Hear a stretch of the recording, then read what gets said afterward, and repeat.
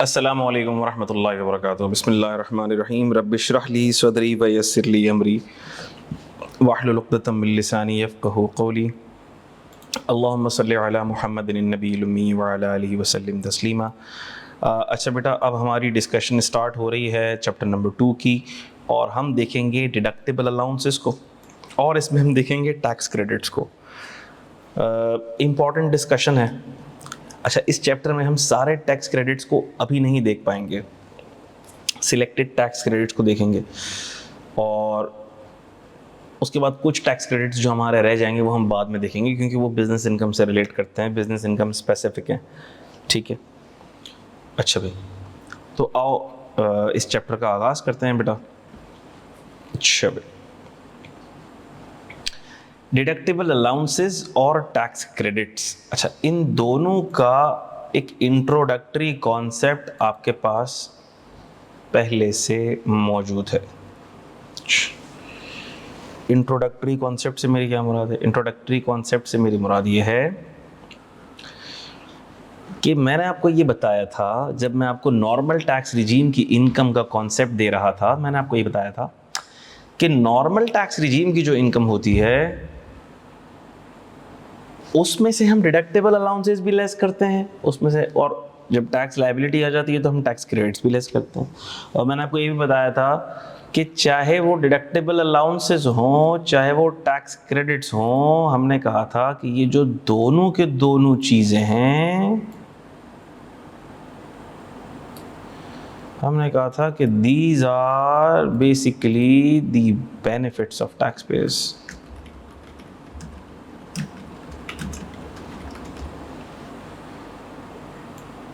ये tax payers के लिए बेनिफिट है, फ़ायदे की बातें। और मैं आपको बताया था कि जो बातें भी टैक्स पेयर के फ़ायदे की बातें होती हैं वो ज़रूर गौर से सुना करो, क्योंकि ये सिर्फ पेपर के लिए इंपॉर्टेंट नहीं होती। चलते फिरते जिधर आप जाओगे, किसी से मिलोगे, आप बताओगे हम टैक्स पढ़ रहे हैं, टैक्स के स्टूडेंट्स हैं, सीए के स्टूडेंट्स हैं, वो बोलेगा यार टैक्स बचाने के तरीके बता दो, टैक्स बचाने के तरीके बता दो। Are you getting this? So मैंने आपको बताया, you will be assumed to be tax experts, और टैक्स एक्सपर्ट्स भी किस पैराए में कि टैक्स बचाने के तरीके कैसे बताओगे आप, टैक्स कैसे बचेगा। ठीक है, तो ये वो तरीके हैं कि जिनसे टैक्सेस बचते हैं, कम होते हैं। ठीक है, तो आओ इसके ऊपर मज़ीद बात करते हैं हम। सो डिडक्शंस फ्रॉम इनकम या डिडक्टेबल अलाउंसेस। अच्छा भाई, डेफिनेशन हम कुछ देखते हैं और उसके बाद इसको फिर उस डेफिनेशन के पैराए में समझने की कोशिश करते हैं। टोटल इनकम किसे कहते हैं? अच्छा, आपको याद हो कि ना याद हो, लेकिन मैं अगर खोल लूँ, जी ये बातें हमने सारी की हुई हैं और ये मैंने वापस से खोल ली। ठीक है, चलो अच्छा हो मुझे ये फ़ाइल मिल गई, क्योंकि आज ज़रा मैं दूसरे लैपटॉप पे काम कर रहा हूँ तो मुझे डर था कि ये फ़ाइल मुझे शायद ना मिले। ठीक है, लेकिन अल्लाह के फजल से ये फ़ाइल मुझे मिल चुकी है। अब मैं करूँगा ये, जो भी मेरी फ़ाइल होगी, चाहे मैं जिस भी लैपटॉप पर क्लास ले रहा हूँ, मैं उसको अपनी USB में ज़रूर सेव कर लूँगा, सो दैट मुझे कोई मसला ना हो और फ़ाइल का डिस्कनेक्शन ना आए, हम एक ही फ़ाइल के ऊपर काम करें। अच्छा, लास्ट टाइम मैंने यही करना शुरू कर दिया था कि फिर मैं USB के अंदर जो फ़ाइल होती थी उसी के ऊपर अमेंडमेंट्स करके सेव करता था, तो वही फ़ाइल फिर मैं स्टूडेंट्स को दे देता था। ठीक है जी, गूगल ड्राइव भी एक ऑप्शन है, लेकिन जब ये PDF एनोटेटर पर फाइल खुलती है तो ये एक थर्ड पार्टी एप्लीकेशन पे चली जाती है। ठीक है, तो अब मुझे फिर गूगल ड्राइव अपनी कनेक्ट करनी पड़ेगी। मैं नहीं चाहता हूँ कि वो इंस्टीट्यूट के पब्लिक सिस्टम के ऊपर मैं कनेक्ट कर दूँ, लेकिन मैं देखता हूँ उसका मैं क्या कर सकता हूँ। खैर ये मसला इतना बड़ा नहीं है, because I have my USB all the time with me, तो वो मैं उसी को कनेक्ट करके जो भी फाइल होती हैं खोल के फिर मैं उसी में सेव करके स्टूडेंट से शेयर करता रहता हूँ। ठीक है, अच्छा भाई, तो बहरतौर ये नोटिंग हमने की थी जब हम चैप्टर नंबर 1 डिस्कस कर रहे थे।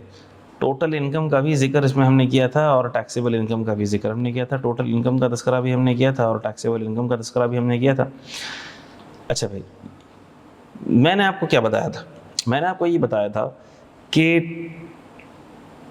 टोटल इनकम किसे कहते हैं? Sum of income under all heads of income, 5 heads of income थे, उन सब की इनकम का सम करो, ठीक है, प्लस एग्जेम्प्ट इनकम, उसमें एग्जेम्प्ट इनकम भी ऐड कर दो। यानी कि सर आप साफ साफ आसान सलीस उर्दू में बोल देना कि इन सब का सम करना है तो टोटल इनकम आ जाएगी। हमने कहा जी बिल्कुल ऐसा ही, इन सब का सम कर दोगे तो क्या आ जाएगी, टोटल इनकम आ जाएगी। और टोटल इनकम आ जाएगी और उससे फिर हमें पहुंचना है टैक्सेबल इनकम पर। तो इस टोटल इनकम से इसको हटा दो क्योंकि इस पे तो टैक्स नहीं लगेगा, और टैक्सेबल इनकम तो नाम से ही जाहिर है ऐसी इनकम जिस पर क्या लगे, टैक्स लगे, जिस पर क्या लगे, स्लैब रेट्स लगे, जिस पर क्या लगे, रेट लगे, तो हमारे पास आ जाएगी टैक्स लायबिलिटी। तो टैक्सेबल इनकम उस इनकम को बोलेंगे जो कि टैक्सेबल है। अच्छा, तो हमने कहा सर टोटल इनकम के अंदर से आप क्या लेस कर दो, पहले तो एग्जेम्प्ट इनकम लेस कर दो, और आप एक और चीज भी लेस कर दो, डिडक्टेबल अलाउंसेस। सर ये डिडक्टेबल अलाउंसेस क्या है, क्या ये एक्सपेंसेस हैं? हमने कहा नहीं नहीं नहीं, एक्सपेंसेस नहीं है। एक्सपेंसेस तो हर हेड ऑफ इनकम में हर हेड ऑफ इनकम में से उसके रिस्पेक्टिव एक्सपेंसेस लेस होंगे, हर हेड ऑफ इनकम में से उसके रिस्पेक्टिव एक्सपेंसेस लेस होंगे। देख रहे हो, हर हेड ऑफ इनकम में से उसके रिस्पेक्टिव एक्सपेंसेस लेस होंगे। हमने कहा था कि सैलरी के हेड में से कोई एक्सपेंस लेस नहीं होता, हम अब देख लेंगे। अदरवाइज हर हेड में से उस हेड की इनकम निकालने के लिए उससे रिलेटेड खर्चे लेस होते हैं, और खर्चे टैक्स की दुनिया में इज अ बेनिफिट, बिकॉज जब हम खर्चे लेस करते हैं तो इनकम हमारी कम हो जाती है, और टैक्स की दुनिया में हम कहते हैं बेनिफिट है। वैसे बेनिफिट नहीं है भाई, कौन बोलेगा कि मेरी इनकम कम आ गई तो ये बेनिफिट है, या कौन बोलेगा मेरा लॉस आ गया तो ये बेनिफिट है। हमने कहा वैसे ये बेनिफिट नहीं है, लेकिन टैक्स की दुनिया में इससे टैक्स की बचत होती है तो ये बेनिफिट है। Are you getting this? Tax की बचत होती है, तो टैक्स की दुनिया के पर्सपेक्टिव से मैं बात करूंगा तो ये बेनिफिट है। बात समझ आ रही है भाई? मिसाल के तौर पर इसको मैं यूं समझाऊं आपको, अगर कि अल्लाह ना करे मिस्टर ए है, और मिस्टर ए के पास मिसाल के तौर पर 10 लाख रुपए थे, और वो 10 लाख रुपए डूब गए, चोरी हो गए। तो मिस्टर ए रोने लगा। किसी ने पूछा भैया यार आप क्यों रो रहे हो? उसने बोला मेरे पैसे चोरी हो गए, मेरे पैसे डूब गए, मैंने लगाए थे, इन्वेस्ट किए थे, डूब गए। उसने बोला ठीक है, वो जो आपकी फाइनेंशियल स्टेटमेंट्स है, आपकी जो फंड्स की दुनिया है, आपकी जो एक्सटर्नल वर्ल्ड है, वहाँ तो आपके पैसे डूब गए, आपको लॉस हो गया, ये तो बड़ा नुकसान की बात है, लेकिन अब आपको घर में फ़ायदा हो जाएगा। उसने बोला भाई घर में कैसे फ़ायदा हो जाएगा मुझे? मैंने बोला आपकी बेगम आपसे पैसे मांगती रहती थी ना, अब वो आपसे पैसे नहीं मांगेगी, बल्कि उल्टे आपको थोड़े से दे देगी, क्योंकि आपके पास कोई पैसे नहीं बचे। Are you getting this? तो अब वो कहेगा कि भाई आपको आपकी घर की दुनिया के अंदर, आपकी घरेलू दुनिया के अंदर, आपकी अज़दवाजी दुनिया के अंदर, ज़िंदगी के अंदर आपको परेशानी नहीं उठानी पड़ेगी, क्योंकि आपकी बेगम से पैसे नहीं मांगेगी, लेकिन बाकी परेशानियाँ और अलग हो जाएंगी। तो टैक्स की दुनिया के अंदर अगर इनकम कम होगी तो इनकम का कम होना इज़ नॉट अ नेमत, इज़ नॉट समथिंग गुड। बात समझ आ रही है? लेकिन उस इनकम के कम होने से हम पर टैक्स कम लगेगा, और चूंकि टैक्स की दुनिया में हम टैक्स की बचत की बातें करते हैं, तो हमने कहा यार Are you getting this? तो कहने का मकसद क्या है? कहने का मकसद ये है कि टैक्स की दुनिया में टैक्स बच गया। अब सर एक्सपेंस ज्यादा आ गया, लॉस हो गया, क्या ये फायदे की चीज है? भाई एक्सपेंस का ज्यादा होना टैक्स की दुनिया में फायदे की चीज है, क्योंकि इससे इनकम कम होती है, टैक्स कम आएगा। लॉस का आ जाना टैक्स की दुनिया में फायदे की चीज है, क्योंकि जब लॉस आ जाएगा, मिसाल ले रहा हूं मैं, इनकम फ्रॉम प्रॉपर्टी में लॉस आ गया 3 लाख रुपए का, इनकम फ्रॉम प्रॉपर्टी में इनकम है 10 लाख रुपए की। तो हमने कहा जब लॉसेस का चैप्टर पढ़ेंगे तो हम ये देखेंगे कि इनकम फ्रॉम प्रॉपर्टी का loss income from other sources की गेन से नेट ऑफ हो जाएगा। तो आईएफपी में लॉस आया 3 लाख का, आईएफओएस में गेन आया 10 लाख रुपए का, दोनों नेट ऑफ हो गए। तो अब 7 लाख रुपए के ऊपर टैक्स देना है। तो सर क्या वो लॉस की वजह से फायदा हो गया? हमने कहा जी फायदा हो गया। तो टैक्स की दुनिया में एक्सपेंस, और आप देखें ना रियल वर्ल्ड के अंदर क्या होता है आपके सामने, बिजनेसेस जाली एक्सपेंसेस दिखाते हैं ताकि उनकी इनकम कम हो जाए। मैं नहीं कह रहा सही है, टैक्स इवेजन है, गलत है, सरासर गलत है, लेकिन मैं आपको कह रहा हूँ कि वो ज़्यादा एक्सपेंसेस दिखाते हैं ना, जाली दिखाते हैं एक्सपेंसेस। क्यों? ताकि टैक्स अथॉरिटीज़ को इनकम कम डिस्क्लोज हो और उनको इनकम टैक्स अपनी जेब से कम देना पड़े। This is the reason. अच्छा भाई, अब आ जाओ, तो मैंने आपको बताया कि एक्सपेंसेस एक नेमत है, तो ये एक्सपेंसेस तो लेस होंगे, लेकिन हर हेड ऑफ इनकम में से अपने अपने लेस होंगे भाई। ये लेस हो गए, ये लेस हो गए, ये उस हेड से रिलेटेड खर्चे हैं। उस हेड ऑफ इनकम की इनकम को जनरेट करने के लिए जो ज़रूरी खर्चे हैं ये वो हैं। कोई ये ना समझे कि ये घरेलू खर्चे, बच्चों की स्कूल की फीस यहाँ से लेस हो रही है, इधर से लेस हो रही है। नहीं भाई, ऐसा नहीं होता सर। घर के राशन का जो खर्चा है वो यहाँ से लेस हो रहा है। अरे बेवकूफ़, वो यहाँ से लेस थोड़ी होता है। ये तो वो खर्चा है जो इनकम फ्रॉम प्रॉपर्टी के अर्न करने के लिए आपने किया। जब हम IFP देखेंगे तो IFP के अंदर आप देखेंगे इनकम फ्रॉम प्रॉपर्टी में काफ़ी सारे खर्चे होते हैं। रिपेयर्स एंड मेंटेनेंस के रिलेटेड खर्चे होंगे, प्रॉपर्टी टैक्सेस होंगे, ग्राउंड रेंट होगा, लीगल एक्सपेंसेस होंगे, स्पेसिफाइड लीगल एक्सपेंसेस होंगे, और बहुत सी चीज़ें होंगी। तो ये वो खर्चे होंगे जो उस स्पेसिफिक हेड की इनकम को कमाने के लिए इनकर हुए। तो हमने कहा कि सर वो हेड ऑफ इनकम में से, वो इसी हेड ऑफ इनकम में से लेस हो जाएंगे। ठीक है, अच्छा तो ये क्या चीज़ है सर? क्या ये खर्चे तो नहीं है? नहीं, ये खर्चे नहीं है भाई, ये खर्चे नहीं है। इसको तुम डिडक्टिबल अलाउंसेस बोलोगे, deductions from head of income नहीं बोलोगे। ये admissible deductions from head of income नहीं है। Admissible deductions from head of income तो एक्सपेंसेस को बोलते हैं। एक दफ़ा सवाल आ गया 1-2 टाइम पहले सी इंटर के अंदर, what is the difference between admissible deductions and deductible allowances? बच्चा कंफ्यूज हो गया, ये क्या है? समझाया, सब पता है, एग्जाम में प्रेशर में कंफ्यूज है। तो admissible deductions are the deductions under specific head of income. These are those expenses which are incurred to generate the income under that head. जबकि डिडक्टिबल अलाउंसेस क्या है? These are deductions from total income. इस deductible allowances की किसी एक head of income पे इजारादारी नहीं है कि सर इसको किसी हेड से लेस करना है, इसको किसी स्पेसिफिक हेड से लेस नहीं करना, इसको टोटल इनकम से लेस करना है। इसको कहां से लेस करना है? टोटल इनकम से लेस करना है। तो सर कोई स्पेसिफिक हेड इसको गवर्न नहीं करता, ये किसी स्पेसिफिक हेड के तहत काम नहीं करता। नहीं नहीं नहीं, टोटल इनकम में से लेस हो रही। क्या बात आपको समझा पा रहा हूं मैं? अच्छा भाई, तो आपने कहा कि सर टोटल इनकम में से आप एग्जेम्प्ट इनकम लेस करें, डिडक्टिबल अलाउंस लेस करें तो टैक्सेबल इनकम आ जाएगी। या तो यूं बोल दो, या यूं बोलो कि पांचों हेड्स की इनकम को ऐड करो, एग्जेम्प्ट को ऐड ही नहीं किया आपने। जब ऐड ही नहीं किया तो निकालने की भी जरूरत नहीं है, और उसमें से क्या भी लेस कर लिया, डिडक्टिबल अलाउंस, तो क्या आ गया आपकी taxable income. I have already written कि ये क्या है, बेनिफिट्स फॉर टैक्स पेयर। ये सारी पिछली बातें रिपीट हो रही हैं। अच्छा फिर क्या होगा? हमने कहा सर फिर ये नॉर्मल टैक्सेबल इनकम की बातें हो रही हैं। हमने कहा जी नॉर्मल टैक्सेबल इनकम की बात हो रही है क्योंकि नॉर्मल टैक्सेबल इनकम के ऊपर नॉर्मल स्लैब रेट लगेगा। तो हमने कहा सर अब इस टैक्सेबल इनकम के बाद नेक्स्ट स्टेप ये है कि इसके ऊपर आप रेट लगा दें, रेट लगा के टैक्स लायबिलिटी निकाल लें। कौन सा रेट? अब नॉर्मल टैक्स की बात कर रहे हैं ना, नॉर्मल टैक्सेबल इनकम की बात कर रहे हैं। हमने कहा जी जी जो हेड ऑफ इनकम में तो नॉर्मल टैक्सेबल इनकम में आती है। तो हमने कहा इसके ऊपर आप टैक्स रेट लगा दें। टैक्स रेट कौन से वाले टैक्स रेट? हमने कहा sir division 1 part 1 first schedule.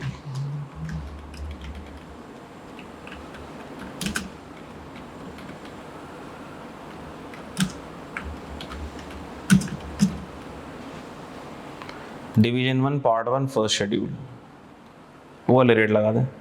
Change होते रहते हैं वो जी, अटेम्प्ट टू अटेम्प्ट चेंज होते रहते हैं भाई, हर फाइनेंस एक्ट के हिसाब से भी चेंज होते रहते हैं।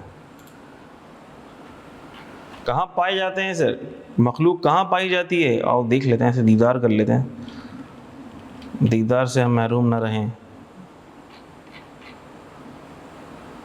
Division 1 part 1 first schedule, division 1 first schedule part 1, division 1 part 1 first schedule. Rate of tax for individuals and AOP, जो नॉर्मल स्लैब रेट्स हैं कंपनी के लिए तो आपको पता है 29%, स्मॉल कंपनी के लिए 20 है, वो आपने पहले ही देख लिया है। मैंने क्लिक कर दिया तो इसने हमें टैक्स रेट फॉर इंडिविजुअल्स पर पहुंचा दिया। ठीक होगी बात?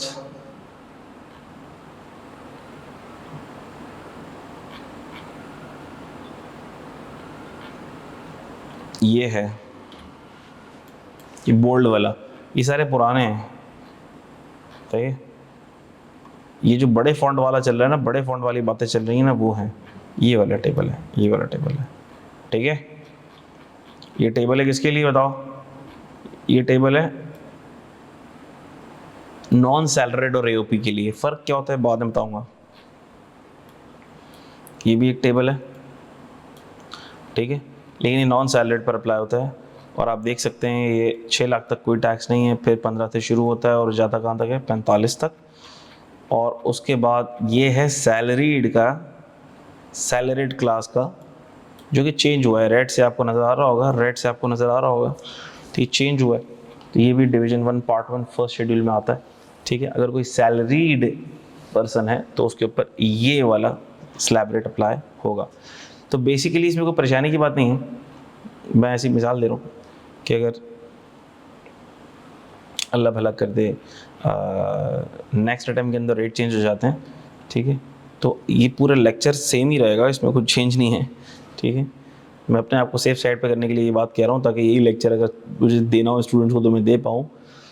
वैसे तो जब फाइनेंस एक्ट चेंज होता है, सो आई री deliver the lectures, next attempt में तो ये चलेंगे, लेकिन जब फाइनेंस एक्ट चेंज होगा तो फिर नए लेक्चर्स रिकॉर्ड होंगे। अच्छा भाई, बाहर तौर तो रेट चेंज होंगे तो आप जाएंगे डिवीजन 1 पार्ट 1 फर्स्ट शेड्यूल पर, रेट चेंज हो जाएंगे। सब क्या है, 5 की जगह 7 हो गया, 7 की जगह 10% हो गया, कुछ हो गया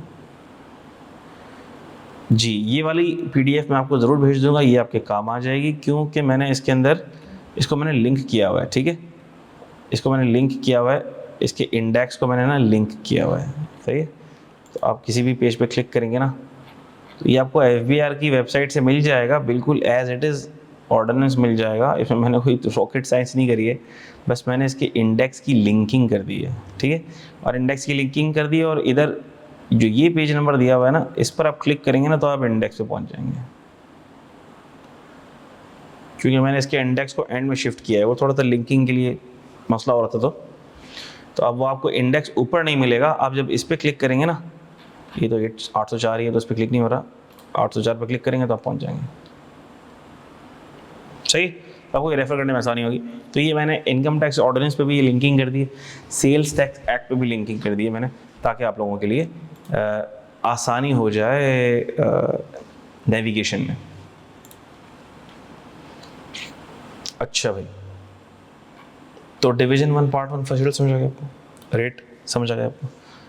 अच्छा, रेट कार्ड मैंने आपको पहले बता दिया था, मैं आपको एक और चीज़ भी मैं आपके लिए प्लेस कर दूंगा, जिसको मैं अक्सर रेफ़र करूंगा, मैं अभी से बता रहा हूँ आपको, ये भी मैं आज ही पोर्टल पर रख दूंगा, और वो होगा ये वाला टैक्स रेट कार्ड,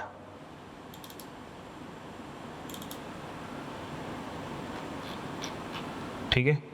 ये वाला टैक्स रेट कार्ड ये मैं अक्सर रेफ़र कर रहा हूँ आसानी के लिए, अपनी आसानी के लिए और आपकी आसानी के लिए भी, ठीक है। मैं बार बार शेड्यूल्स में जाके रेट्स को रेफ़र शायद ना कर रहा हूँ, 1 2 दफ़ा 3 दफ़ा कर दिया। फिर ये जो टैक्स रेट कार्ड होगा,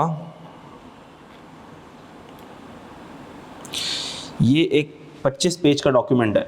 ये 25 पेज का जो डॉक्यूमेंट है, ये मैं कई दफ़ा रेफ़र कर रहा हूँ, सही है। इससे हमारी ज़िंदगी आसान बनेगी, ठीक है, क्योंकि इसके अंदर आप देखेंगे कि सेक्शन वाइज सारे के सारे टैक्स रेट्स लिखे हुए हैं। अब उस सेक्शन में मिसाल ले रहा हूँ 231B, अब 231B के सारे टैक्स रेट्स लिखे हुए हैं, ठीक है।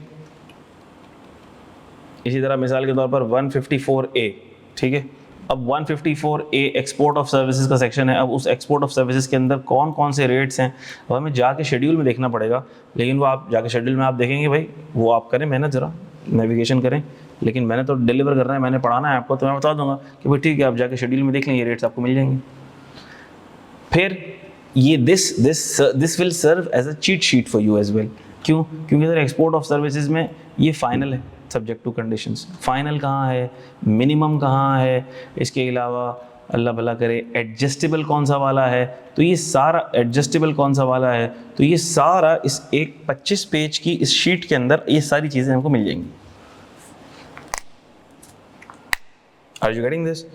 तो सेक्शन से भी हम पढ़ेंगे, हैंडआउट के अंदर भी ये बातें लिखी हुई होंगी, लेकिन this acts as a ready reference. ये आपके लिए एक रेडी रेफरेंस का काम देगा, क्विकली आप रिकैप भी कर सकेंगे। मिसाल के तौर पर अब 152 है, सेक्शन 152 है, payments to permanent establishment, non resident person और परमानेंट एस्टैब्लिशमेंट का एक सेक्शन है, ठीक है। पेमेंट टू नॉन रेजिडेंट को पेमेंट, अब नॉन रेजिडेंट को पेमेंट, रॉयल्टी और टेक्निकल फ़ी की कितनी परसेंट है भाई, 15% है। डिडक्शन कौन करेगा, हर बंदा करेगा जो अमाउंट दे रहा होगा।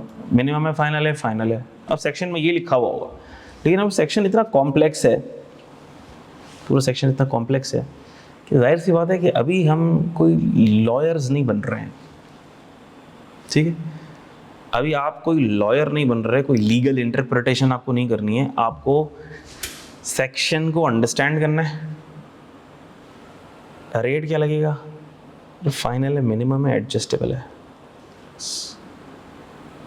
विथहोल्डिंग एजेंट कौन है, कितना विथहोल्ड करेगा, एटील के ऊपर कितना लगेगा, नॉन एटील पे कितना लगेगा, कैसा ट्रीटमेंट होगा, कैलकुलेशन कैसे होगी, मेन बात, ठीक है।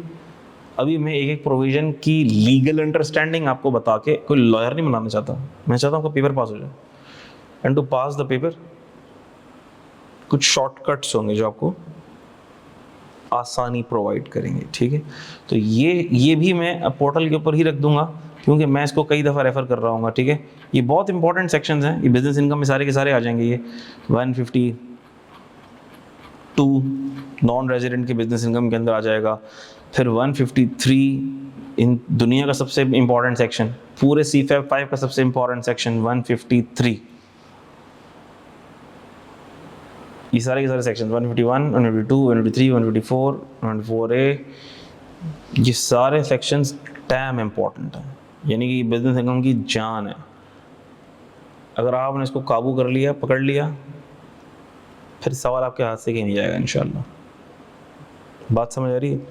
इन सारी चीज़ों को अगर आपने पकड़ लिया, किस चीज़ पर क्या रेट है, किस चीज़ पर क्या रेट है, टोल मैन्युफैक्चरिंग पर क्या है, कंपनी टोल मैन्युफैक्चरिंग नहीं कर रही है तो क्या है, अदर टैक्स पेयर्स पे क्या है, ट्रांसपोर्ट सर्विस पे क्या है, मिनिमम है, फाइनल है, ये आपने पकड़ लिया, इसकी आपने प्रैक्टिस कर ली, business income is in your hands, फिर आप परेशान नहीं होगे इंशाल्लाह। बात समझ आ रही है? हाँ, लेकिन अगर हम एक सेक्शन से दूसरे सेक्शन पे घूमते रहेंगे, लीगल वर्डिंग्स के अंदर घूमते रहेंगे, परेशान होते रहेंगे, तो फिर चीज़ आपकी पकड़ में नहीं आएगी, आप कंफ्यूज हो जाओगे। और अभी हमारा मकसद आपको कंफ्यूज करना नहीं है, अभी हमारा मकसद ये है कि इस चीज़ को आसान, किस तरह इसको आसान नहीं आसान तरीन करके आपको समझा दिया जाए और आपको पेपर फैमिलियर कर दिया जाए। Are you getting this? क्योंकि ये जितने भी रेट्स, मेन रेट्स हैं ना, ये आपको खोलने की भी ज़रूरत नहीं पड़नी चाहिए। ये इतने इजी रेट्स हैं, इतने कॉमन रेट्स हैं कि ये आपकी फिंगर टिप्स पे याद हो जाएंगे आपको। सारे याद नहीं करने हमने, सारे याद नहीं करने हमने, लेकिन जो याद कर रहे हैं ना, वो मैं बता दूंगा कौन से याद करने हैं, वो याद है आपको। उनके लिए आपको ऑर्डिनेंस खोलना नहीं, बीच बार बार शेड्यूल और डिवीजन और पार्ट्स खोलने की ज़रूरत नहीं पड़नी चाहिए आपको, वो फिंगर टिप्स होने चाहिए आपको। हाँ, जो फिंगर टिप्स पे नहीं होने चाहिए वही बता दूंगा आपको, और एक दफ़ा खोलना सिखा दूंगा। ये देखो, यहाँ गए, ऐसे हमने देखा ये रहा रेट लिखा हुआ, यहाँ गए, ये हमने देखा, देखो ये रहा रेट लिखा हुआ, ताकि आपको निकालना आ जाए रेट। अब आप वो कितनी देर में ढूंढते हैं और कितनी जल्दी ढूंढते हैं ये फिर आपके अमाल पे डिपेंड करेगा। Are you getting this? अच्छा भाई, आई होप कि मैं आपको बात समझा पाया हूँ कुछ ना कुछ। खैर, बात कोई निकली थी और दूर चली गई। बहरतौर हमारी बात निकली थी रेट्स के ऊपर। तो अब मैं रेट्स के लिए मैं ये कह रहा था कि रेट्स के लिए भी मैं ये वाला डॉक्यूमेंट रेफर कर रहा हूँ, तो ये मैं पोर्टल पर आज रख दूंगा इंशाल्लाह। अब आप देख रहे हैं, इसमें सबसे पहले ही आपके पास आ गए डिवीजन 1 पार्ट 1 के rates, tax rates for individual other than salaried and AOP। फिर आ गए tax rate for salaried, salaried के लिए ये वाले टैक्स रेट्स एप्लीकेबल होंगे, सही है। तो ये कौन से रेट्स हैं सर? ये है नॉर्मल स्लैब रेट्स। इसको क्या बोलते हैं हम? Normal slab rates. तो जब भी मैं बोलूँ normal slab rates, normal slab rates बोलूँगा मैं, जब भी आपको मैं कहूँ नॉर्मल स्लैब रेट्स, तो आपका दिमाग किधर चले जाना चाहिए? आपका दिमाग चले जाना चाहिए डिवीजन 1 पार्ट 1 फर्स्ट शेड्यूल के रेट्स पर। डिवीजन 1 पार्ट 1 फर्स्ट शेड्यूल के रेट्स पर, इस पे, इन पे मैं कहूँगा नॉर्मल स्लैब रेट्स। आपको नॉर्मल स्लैब रेट्स कौन से वाले पे दिमाग जाना चाहिए? ये वाले स्लैब रेट्स पे दिमाग जाना चाहिए आपका, सही है। इन वाले स्लैब रेट्स पर आपका दिमाग जाना चाहिए। Normal tax rates, normal slab rates. चलिए, तो सर ये नॉर्मल नज़र आने वाली इनकम के ऊपर हमने जी, डिवीजन 1 पार्ट 1 फर्स्ट शेड्यूल। चलिए, नॉर्मल नज़र आने वाली इनकम के ऊपर हमने कहाँ चला गया नोटिंग्स, ठीक है, हमने स्लैब रेट्स वाला टैक्स लगा दिया। अभी हम मिनिमम और फाइनल टैक्स की तो बात नहीं कर रहे हैं ना, नॉर्मल वाले की बात कर रहे हैं। फिर अभी हम बिजनेस इनकम शुरू करेंगे तो उसमें ये सारे जिन्नात आ जाएंगे, इसको देखेंगे फिर हम। अच्छा, तो सर टैक्स क्रेडिट्स कैलकुलेट होंगे जी, टैक्स क्रेडिट्स कैलकुलेट होंगे, क्या होते हैं ये चैप्टर पढ़ रहे हैं तो पता लग जाएगा भाई, पढ़ने तो चैप्टर थोड़ा शुरू तो करने, तो अभी बातें तो करने तो शुरू, तो आपको लग जाएगा कि टैक्स क्रेडिट्स क्या होते हैं। अच्छा भाई, सर क्या ये भी टैक्स पेयर्स के लिए बेनिफिट्स होते हैं? हमने कहा जी, ये भी टैक्स पेयर्स के लिए बेनिफिट्स होते हैं, these are also the benefits for tax payers. तो सर ये ऊपर से क्यों लेस नहीं हो गए, ये नीचे से क्यों लेस हो रहे हैं? हमने बोला भाई ये तो टैक्स का लॉ बनाने वाले की मर्जी है, उसने बेनिफिट देना है, वो आपको यहाँ से भी बेनिफिट दे सकता है, वो आपको यहाँ से भी बेनिफिट दे सकता है। Are you getting this?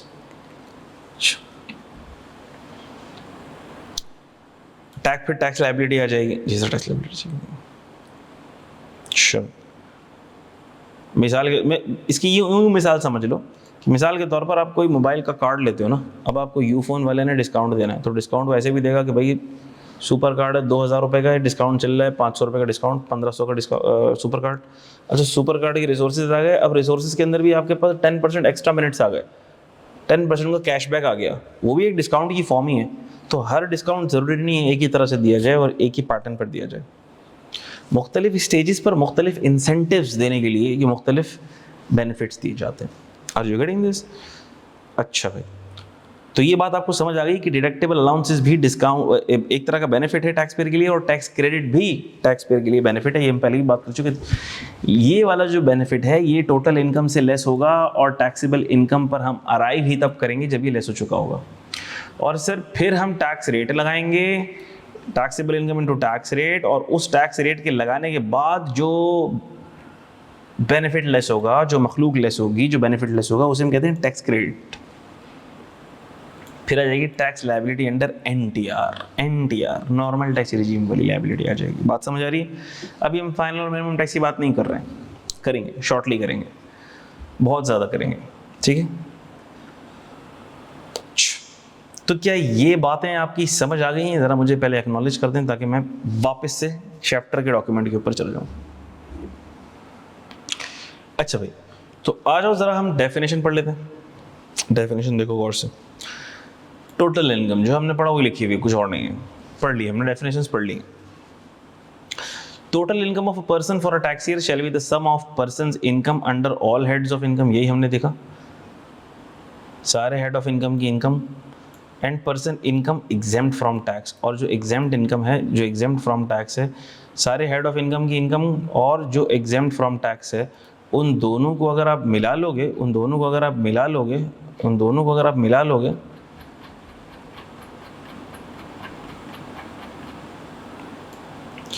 यानी इन सबको आप मिला लोगे तो बन जाएगी टोटल इनकम। क्या यही लिखी हुई डेफिनेशन? ठीक, बिल्कुल ये लिखी हुई, कुछ अलग नहीं है। टैक्सेबल इनकम कैसे आएगी? सेक्शन 9 कहता है भाई, the taxable income of a person for a tax year shall be the total income other than exempt income. तो अदर देन एग्जेम्प्ट इनकम, भैया एग्जेम्प्ट इनकम को तो पहले परे करो, साइड कर दो। अदर देन एग्जेम्प्ट इनकम को तो परे कर दो, यानी कि सर एग्जेम्प्ट इनकम लेस कर दी है हमने, जी लेस कर दी है। टोटल में से एग्जेम्प्ट लेस कर दी हमने, जी लेस कर दी है। अब मजीद क्या लेस करना है? Reduced by the sum of deductible allowances. और क्या भी लेस कर दो, डिडक्टेबल अलाउंस भी लेस कर दो। ये देखना गौर से जरा, but not below zero. Interesting बात है, दो डिटेल में समझाता हूं मैं आपको। Total income other than exempt deductible allowances, तो क्या आ जाएगी आपके पास? Taxable income. ये मैं आपको पहले ही समझा चुका। बट नॉट बिलो जीरो, इसको देख लो गौर से। बट नॉट बिलो जीरो से मुराद ये है कि सर टोटल इनकम में से डिडक्टेबल अलाउंसेस लेस करने के बाद ऐसा कभी नहीं होगा कि यहां पे नेगेटिव फिगर आ जाए। फिर से रिपीट कर रहा हूं सर, ऐसा तो होगा, ऐसा तो हो सकता है कि IFOS कि टर्नओवर में से एक्सपेंसेस लेस करने के बाद इधर लॉस आ जाए। किसी हेड ऑफ इनकम में तो लॉस आ सकता है, किसी हेड ऑफ इनकम में लॉस आ सकता है, किसी हेड ऑफ इनकम में लॉस आ सकता है, किसी हेड ऑफ इनकम में लॉस आ सकता है। ठीक होगी बात। लेकिन सर यहाँ पर एक पॉजिटिव अमाउंट आ गई, जो भी आ गई, अगर यहाँ पर पॉजिटिव अमाउंट आ गई है, यहाँ पर पॉजिटिव अमाउंट आ गई है, तो अब डिडक्टेबल अलाउंसेस लेस करने के बाद हम नेगेटिव में नहीं जा सकते। अगर यहाँ नेगेटिव आ गई है तो हम आगे ही नहीं बढ़ेंगे, उसमें से डिडक्टेबल अलाउंस लेस ही नहीं होंगे, चैप्टर ही खत्म। सर यहाँ पॉजिटिव अमाउंट आ गई है, एग्जाम्प्ट इनकम को हटाया फिर भी पॉजिटिव ही बची है। अब डिडक्टेबल अलाउंसेस अगर इतने ज़्यादा हैं कि वो टोटल इनकम से एक्सीड कर रहे हैं, तो हमने कहा कि लिमिट FBR बोल रहा है, जो नीचे गिरने की लिमिट है वो 0 है, 0 से नीचे नहीं जाएगा, नेगेटिव में नहीं जाएगा, क्योंकि FBR लॉ बोल रहा है कि ये जो चीज़ है ये बेनिफिट है। बेनिफिट कभी भी इतना नहीं दिया जाएगा कि आपका नेगेटिव में चला जाए। फॉर एग्जाम्पल, इसको आसानी से समझाने के लिए मैं इसकी मिसाल यूँ ले सकता हूँ कि मिसाल के तौर पर आप किसी सब्जेक्ट का एडमिशन लेने के लिए किसी इंस्टीट्यूट में चले गए। आपने कहा भाई सब्जेक्ट का एडमिशन चाहिए, मुझे CFEB 5 में एडमिशन चाहिए, तो CFEB 5 की फ़ीस कितनी है भाई? इंस्टीट्यूट में बताया गया कि भाई CFEB 5 की फ़ीस है 20,000 25,000 जो भी फ़ीस, मिसाल के तौर पर 20,000 रुपये फ़ीस। अच्छा भाई 20,000 रुपये फ़ीस है, तो मैं बड़ी दूर से आया हूँ और मैंने सुना है डिस्काउंट चल रहा है, आज़ादी ऑफ़र चल रही है। तो आज़ादी ऑफ़र क्या चल रही है? तो उन्होंने बोला भाई आज़ादी ऑफ़र चल रही है मिसाल के तौर पर 30% ऑफ, भाई 20,000 का 30% यानी 6,000 रुपये डिस्काउंट हो गया। मैंने बोला मैं अच्छा, फिर उसने क्या किया, मुझे भी मैसेज कर दिया, बच्चा मुझे जानता हो मिसाल के तौर पर, उसने कहा सर कुछ डिस्काउंट की तो सेटिंग करा दें। मैंने फ़ोन कर दिया एडमिन के अंदर, मैंने कहा भाई ये बच्चा है, इसको मैं जानता हूँ, और आप जो है ना इसको 30% डिस्काउंट दे दो। अच्छा भाई आज़ादी का 30 चल रहा था, मैंने कह दिया 30 60 हो गया। अच्छा भाई फिर उस बच्चे का ताल्लुक़ निकल आया मिसाल के तौर पर इंस्टीट्यूट के ओनर के साथ, ओनर नंबर 1 के साथ। ओनर नंबर 1 को मैसेज किया सर ये डिस्काउंट तो दिलवा दें, मुझे यहाँ पे कोर्स पढ़ना है। अच्छा भाई ओनर नंबर 1 ने देखा, उन्होंने एडमिन की टीम को कहा भाई इसको भी दे दो, 30% डिस्काउंट दे दो। 30 आज़ादी का, 30 मुनीर साहब ने दिलवा दिया, 30 ओनर नंबर 1 ने दिलवा दिया।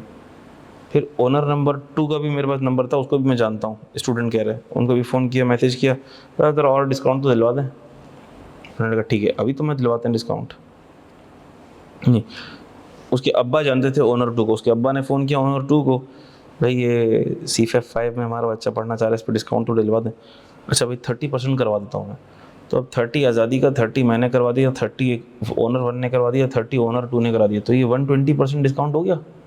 हाँ सर 120% डिस्काउंट हो गया। अब बच्चा सीना चौड़ा करके अगर एडमिन के पास आया, बोले भैया 20,000 का है तो कोर्स तुम्हारा, लेकिन ये देखो इन सब ने जो डिस्काउंट मुझे अलाउ किया उसके बाद बन गया 120% का डिस्काउंट, तो अब मैं आपको पैसे तो नहीं दूंगा, अब ज़रा आप मुझे पैसे दे दो पढ़ने के। क्या ख्याल है अगर ऐसा हो जाए तो फिर क्या होगा? मैं कहा सर ये तो फिर मजाक हो जाएगा, ठीक है।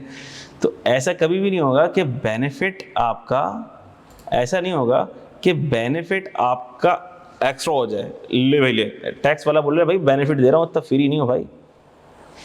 वो कहते हैं ना, उर्दू में मुहावरा है ना कि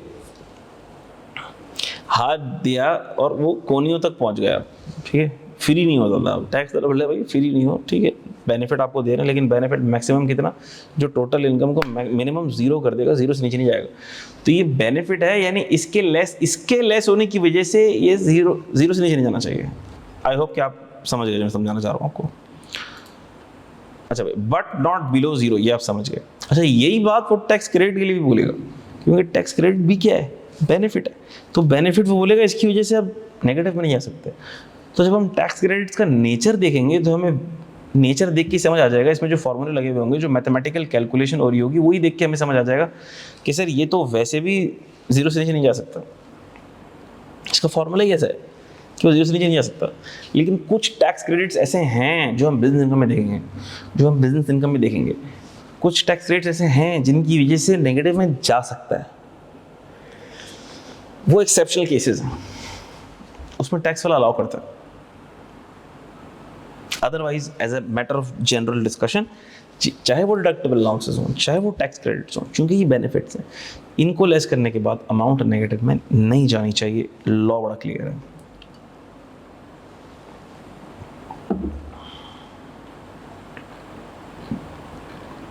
अच्छा यही बातें लिखी हुई है जो हमने ऊपर पढ़ ली, वही बातें दोबारा लिखी हुई हैं यहाँ पे मुख्तलिफ वर्डिंग्स के साथ। Income is taxable under any of the 5 heads of income as under. Income इनमें से 5 हेड्स में किसी में भी टैक्सेबल हो जाएगी। नॉर्मल वाली इनकम की बात हो रही है, क्योंकि FTR का तो कोई हेड ही नहीं होता ना, वो तो हेडलेस इनकम।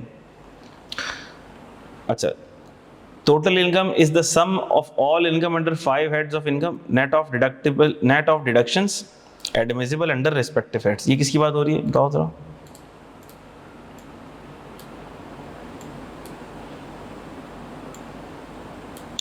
ये जो येलो हाईलाइटेड है ये बात हो रही है एक्सपेंसेस की, ठीक है। कहा जा रहा है कि टोटल इनकम क्या है, sum of income net of expenses, net of expenses करके उसको और एग्जेम्प्ट इनकम को हमने जब सम किया तो वो टोटल इनकम आ गई। और टोटल इनकम को जब हमने रिड्यूस किया, जब हमने रिड्यूस किया किससे, इन अमाउंट से, तो हम किस पे पहुंच गए, एग्जेम्प्ट इनकम पे। इसका मतलब कि ये आ गई आपके पास डिडक्टेबल अलाउंसेस, ठीक है। ये आपके पास आ गए डिडक्टेबल अलाउंसेस, ठीक है। 60, 60A, 60B, 60C, 60D। Sir ये कहाँ लिखे हुए हैं? अच्छा, इसका जिक्र कहाँ लिखा हुआ है? इसका जिक्र आपको मिलेगा सेक्शन नंबर 4 में।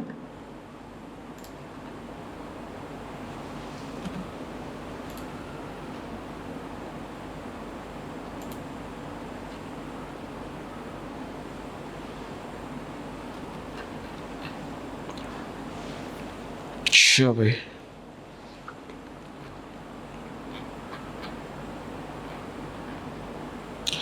अच्छा सेक्शन नंबर 4 के अंदर आपको ये जिक्र मिलेगा कि टैक्सेबल इनकम पर कैसे पहुंचे, ठीक है।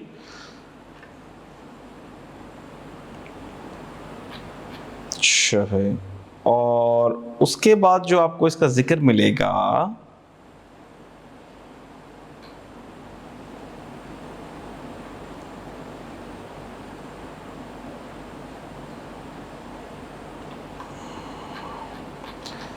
टैक्स ऑन टैक्सेबल इनकम आ गया आपके पास। एक चीज़ ज़रा मैं देखकर आपको एक और भी चीज़ कंफर्म कर दूं।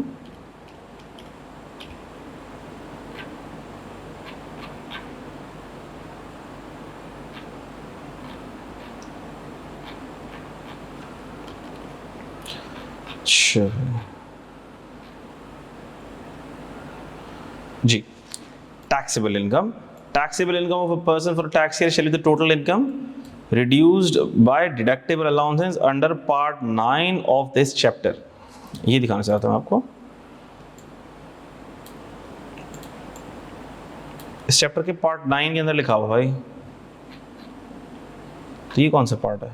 पार्ट 1 चल रहा है, वैसे तो पार्ट 1 चल रहा है, पार्ट 9 में लिखा हुआ है। अच्छा, वैसे भी अगर आपको देखना हो ना तो थोड़ा सा ज़रा अगर आप ऑर्डिनेंस का इंडेक्स देखोगे तो आपको वैसे पता लग जाएगा। देखो चैप्टर 1 है, चैप्टर 2 है, चैप्टर 3 है। अच्छा, फिर क्या शुरू हो गया? Section 9 part 1 computation of taxable income. अच्छा भाई, आ गया हो, आ गया हो, आ गया हो, आ गया हो। ये देखो पार्ट 9, पार्ट 9 नजर आ रहा है आपको? पार्ट 9, ये पार्ट 9 नहीं था, लिखा हुआ था पार्ट 9। अच्छा, 60, 60A, 60B, 60C, 60C, ज़कात, WWF, WBPF, 60C ओमिटेड है, 60D, और हमने कौन सा लिखा हुआ भाई?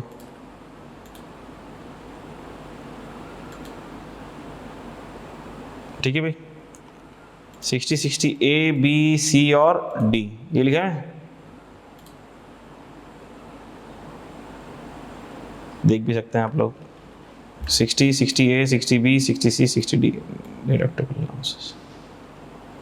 तो अगर आप इधर इनकम टैक्स ऑर्डिनेंस का इंडेक्स भी देखेंगे ना तो आपको बहुत सारी चीज़ें क्लियर पता लग जाएंगी। लॉसेस के प्रोविजंस कहाँ मिलेंगे? ये नजर आ रहा है आपको इंडेक्स में, सही है। सेक्शंस के अंडर जो आपके पास एग्जेम्पशंस गिवन है वो कहाँ गिवन है? जो सेक्शंस के अंडर गिवन है, चैप्टर्स में गिवन है। एक तो एग्जेम्पशंस का पूरा शेड्यूल है, सेकंड शेड्यूल। अच्छा, IFOS हेडिंग डली हुई है, देखो 3940 कैपिटल गेन देखो हेडिंग डली हुई है, ऐसा नहीं है कि इंडेक्स इतना कॉम्प्लेक्स हो कि आपको नेविगेट करने में मसला हो। मैं मिसाल दे रहा हूँ, पेपर में ऐसा होता है अक्सर, क्वेश्चन के अंदर किसी स्पेसिफिक एडवांस टैक्स के ऊपर कोई सवाल आ गया, वो एडवांस टैक्स में मिसाल ले रहा हूँ हमने नहीं टच किया, नहीं पढ़ा, ठीक है, लेकिन आप लोगों को पता है कि एडवांस टैक्सेस के सेक्शन 230 की रेंज में है, ये रहे 236, ये देखो ये आ गए सारे ट्रांजिशनल एडवांस टैक्स प्रोविजन, फिर ये देखो 236, अभी बहुत सारे हैं, कुछ ओमिट हो गए हैं, कुछ चल रहे हैं। जैसे मिसाल के तौर पर टेलीफोन एंड इंटरनेट के ऊपर कोई जिक्र आ गया एडवांस टैक्स का, तो अब हमने नहीं भी पढ़ा हुआ तो आपको कोई टेंशन की बात नहीं है। टेलीफोन और इंटरनेट के ऊपर अगर कोई एडवांस टैक्स है तो वो कहाँ लिखा हुआ है? 236 में ऑर्डिनेंस खोला, रेफर कर लिया आपने, ठीक है। अब ये ऐसे थ्योरेटिकल प्रोविजंस हैं जिसमें एक ही चीज़ काम की है, वो रेट। अब टेलीफोन एंड इंटरनेट यूज़र का एडवांस टैक्स का रेट कहाँ लिखा हुआ है? तो आपका दिमाग में आना चाहिए सर एडवांस टैक्सेस के तो सेक्शन ही 236 की लिस्ट के अंदर आते हैं जी, ऐसा ही है।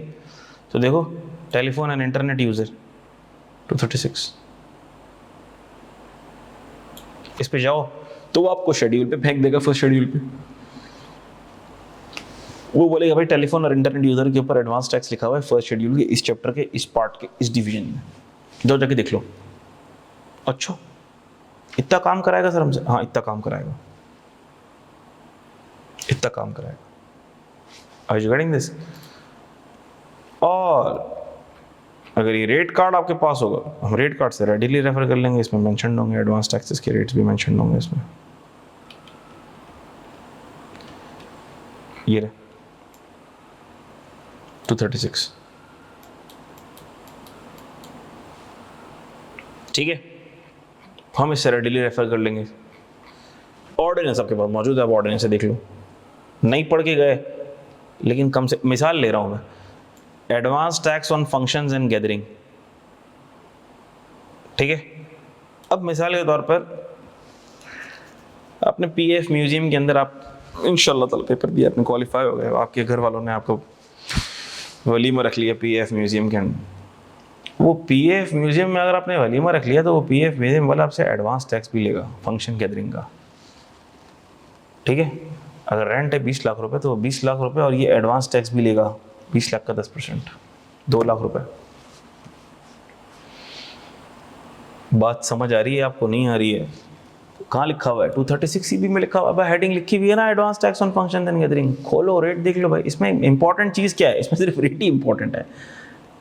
देखो बाकी सब चीज़ें तो इसके हेडिंग से ही पता लग रही है ना आपको, advance tax on TV plays and advertisements, ठीक है, sales on transfer of immovable, तो वैसे तो हेडिंग से पता लग जाएगी। तो अंदर की इंपॉर्टेंट चीज़ क्या है? 2 चीज़ें इंपॉर्टेंट होती है अंदर की, मेन एक रेट, दूसरा उसका ट्रीटमेंट।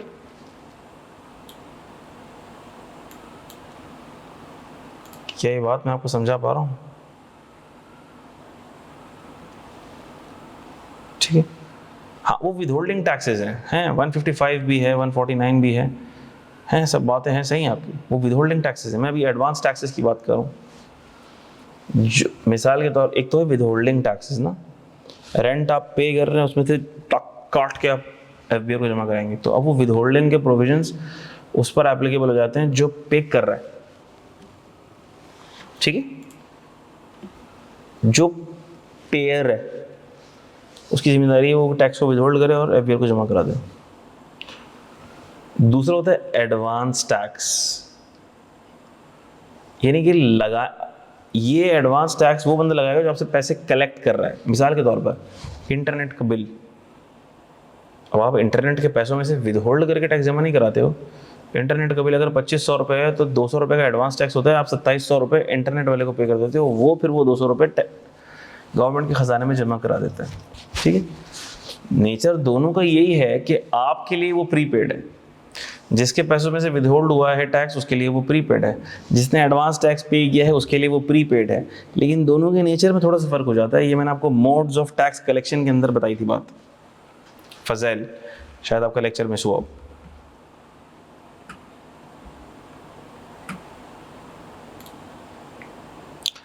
अच्छा भाई,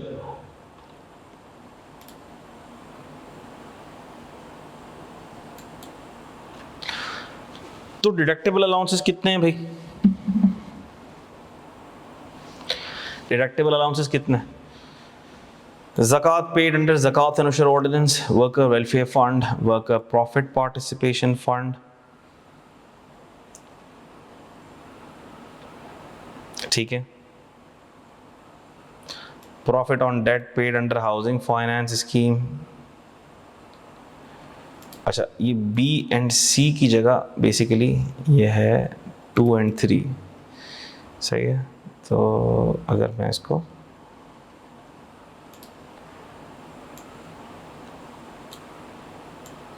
यूं लिख दूं,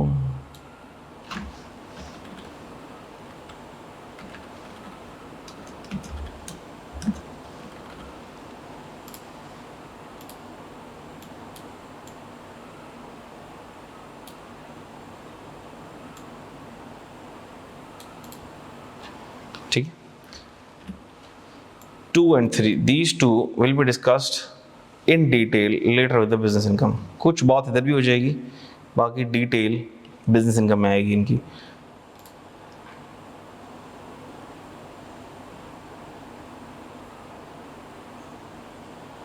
जी जी, टोटल इनकम में से तो ये लेस हुआ ही नहीं है ना, सॉरी, एज एक्सपेंसेस लेस नहीं हुए हैं। ये सारी की सारी चीज़ें एज एक्सपेंस लेस नहीं होंगी, ये सारी चीज़ें as a deductible allowance less होंगी, सही है। ये किसी हेड ऑफ इनकम में से लेस नहीं होंगे, ये किसी हेड ऑफ इनकम के अंदर से लेस नहीं होंगे, ये किसी हेड ऑफ इनकम के अंदर से लेस नहीं होंगे, ये टोटल इनकम में से लेस होंगे। यानी किसी स्पेसिफिक हेड की इजारादारी नहीं है इनके ऊपर, ठीक है। अच्छा भाई, एक एक करके हमें सबको देखना होगा। एक और इम्पोर्टेंट बात, इधर सीक्वेंस इम्पोर्टेंट है। जिस सीक्वेंस में लिखा हुआ है उसी सीक्वेंस में आपको जहन में रखना है और उसी सीक्वेंस के अंदर आपको कैलकुलेशन परफॉर्म करनी है। वैसे तो ज़्यादातर इंडिविजुअल के सवाल सीए फाइनल के लेवल के ऊपर एग्जामिन नहीं होते, लेकिन जाहिर सी बात है हम वो भी देखेंगे, क्योंकि आप जब टैक्स एक्सपर्ट बनेंगे, टैक्स प्रैक्टिस करेंगे, तो इंडिविजुअल का भी टैक्स कैलकुलेट करेंगे। और आपको कौन सा सी इंटर का कुछ याद है तो हम वो भी देखेंगे, क्योंकि उसकी बहुत ज़्यादा प्रैक्टिस या डिटेल में जाने की ज़रूरत नहीं होती, लेकिन हम उसको देख के उसकी कैलकुलेशन ज़रूर देखते हैं। अच्छा, तो जब हम देखेंगे कैलकुलेशन तो मैं आपको बताऊंगा कि इसमें सीक्वेंस का बड़ा इंपॉर्टेंट रोल है। सीक्वेंस इज वेरी इंपॉर्टेंट, चाहे यहां की सीक्वेंस हो या चाहे टैक्स क्रेडिट्स की सीक्वेंस हो, चाहे वहां की सीक्वेंस हो डिडक्टेबल अलाउंसेस की, चाहे टैक्स क्रेडिट्स की सीक्वेंस हो, दोनों की सीक्वेंस इंपॉर्टेंट है।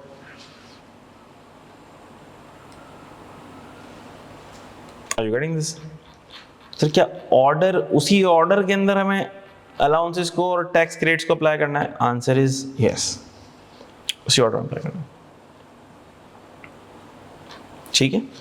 पहला ज़कात पेड अंडर ज़कात एंड उशर ऑर्डिनेंस, दूसरा वर्कर वेलफेयर फंड, तीसरा वर्कर प्रॉफिट पार्टिसिपेशन फंड, चौथा प्रॉफिट ऑन डेट, पांचवा education expenses. Are you getting this बेटा? अच्छा भाई, तो अब हम अपना डिस्कशन स्टार्ट करने लगे हैं डिडक्टेबल अलाउंसेस का, एक एक करके। ज़कात पेड अंडर ज़कात एंड उशर ऑर्डिनेंस। अच्छा, तो 5 मिनट का मैं ज़रा ब्रेक लूँगा ताकि मैं थोड़ा सा अपने गले को आराम दे सकूँ, and then I will be continuing with the discussion of zakat paid under ज़कात and उशर ordinance.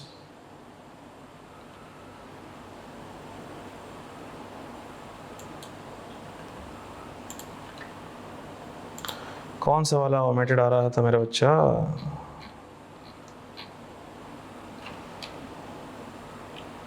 $60?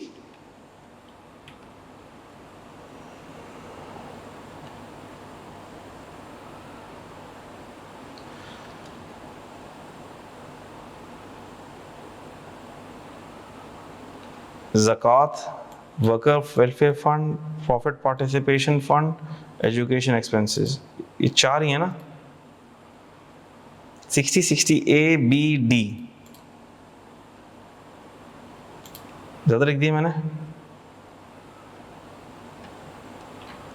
Sorry my bad, ये 4 हैं, 60 सी नहीं है, 60 सी नहीं है, ये सिर्फ इसकी हेडिंग यहाँ पर डली हुई रह गई है मुझसे, बहुत माजरत, 60 सी नहीं है, ये सिर्फ इसकी हेडिंग इधर डली हुई रह गई है, ये ओमिटेड है।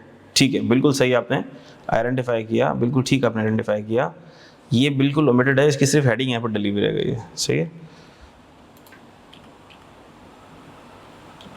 जी, ठीक है ना। तो ये zakat, worker welfare fund, participation fund, deductible allowances on education expenses, ये ओमिटेड है। और इस दफ़ा ये रिस्टोर हुआ है,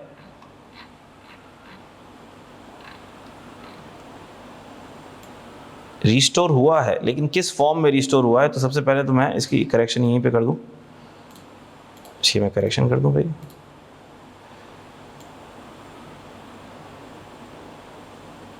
ठीक है, ये यहाँ पर गलती से रह गया है। अच्छा, ये रिस्टोर हुआ है, लेकिन किस फॉर्म में हुआ है? ये रिस्टोर हुआ है in the form of tax credit, इस दफ़ा हुआ है ये रिस्टोर।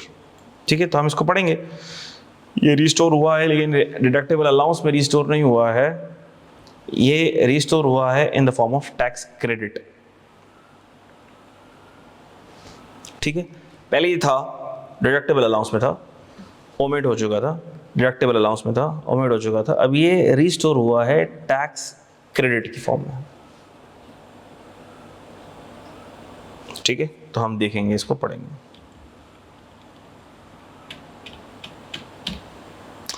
अच्छा, आ जाओ, सबसे पहला ज़कात। अच्छा, ज़कात डिस्कस करने से पहले मैंने कहा मैं ज़रा 2-3 मिनट का ब्रेक लेता हूँ और उसके बाद, अच्छा हमारी क्लास होगी बेटा असर तक,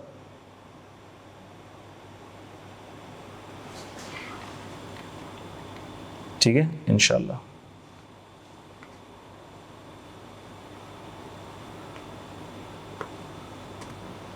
अच्छा, वकार का क्वेश्चन है कि हमने इसको टोटल इनकम में से क्यों लेस किया और किसी पर्टिकुलर हेड में से क्यों लेस नहीं कर दिया।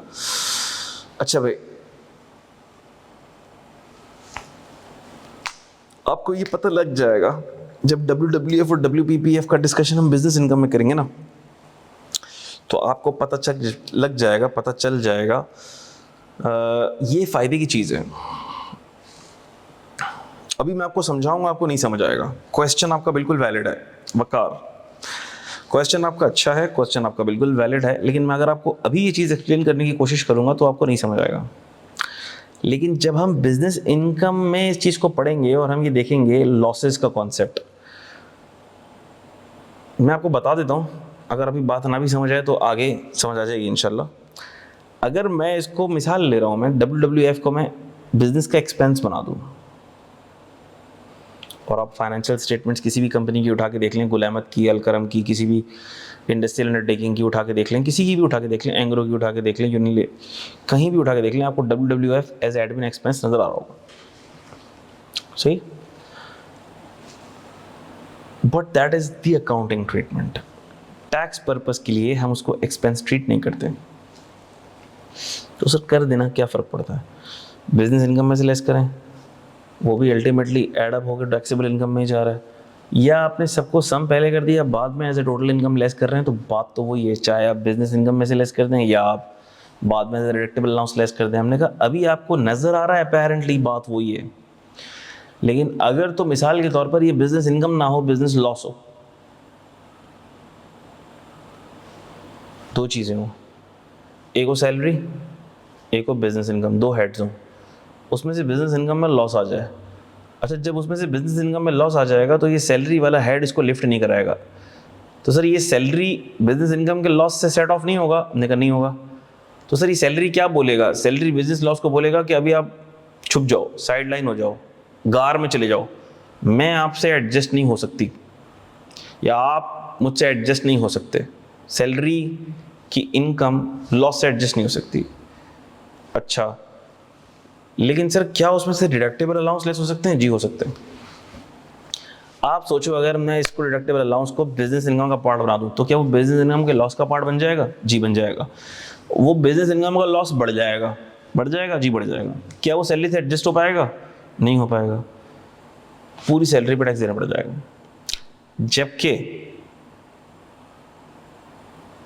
जबकि अगर आपकी कोई और इनकम है, सैलरी इनकम है, मिसाल ले रहा हूं सैलरी इनकम, ठीक है, तो सैलरी इनकम से WWF लेस हो जाएगा। सैलरी इनकम से ज़कात अंडर ज़कात एंड उशर ऑर्डिनेंस लेस हो जाएगा।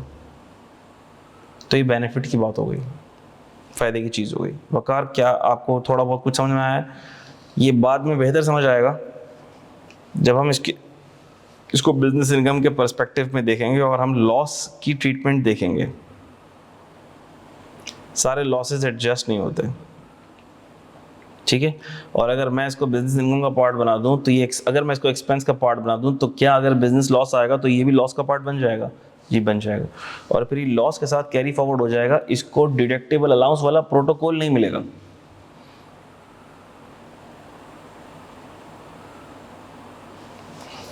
जी, as a deductible allowance tax payer के लिए बेनिफिशियल है,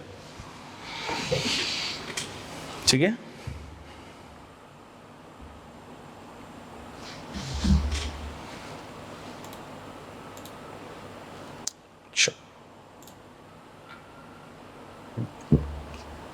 हम क्लास ऑफ करेंगे असर की नमाज से 5 मिनट पहले। असर की नमाज है 5:30, अभी हो रहे हैं 4:20, अभी हो रहे हैं 4:20।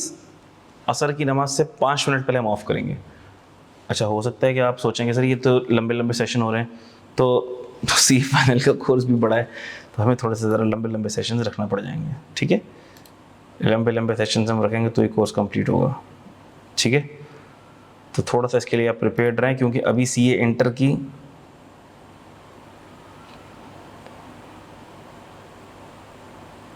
हाँ, आज के लिए फिर हम इतना ही रखेंगे, 5:30 पर ऑफ कर देंगे।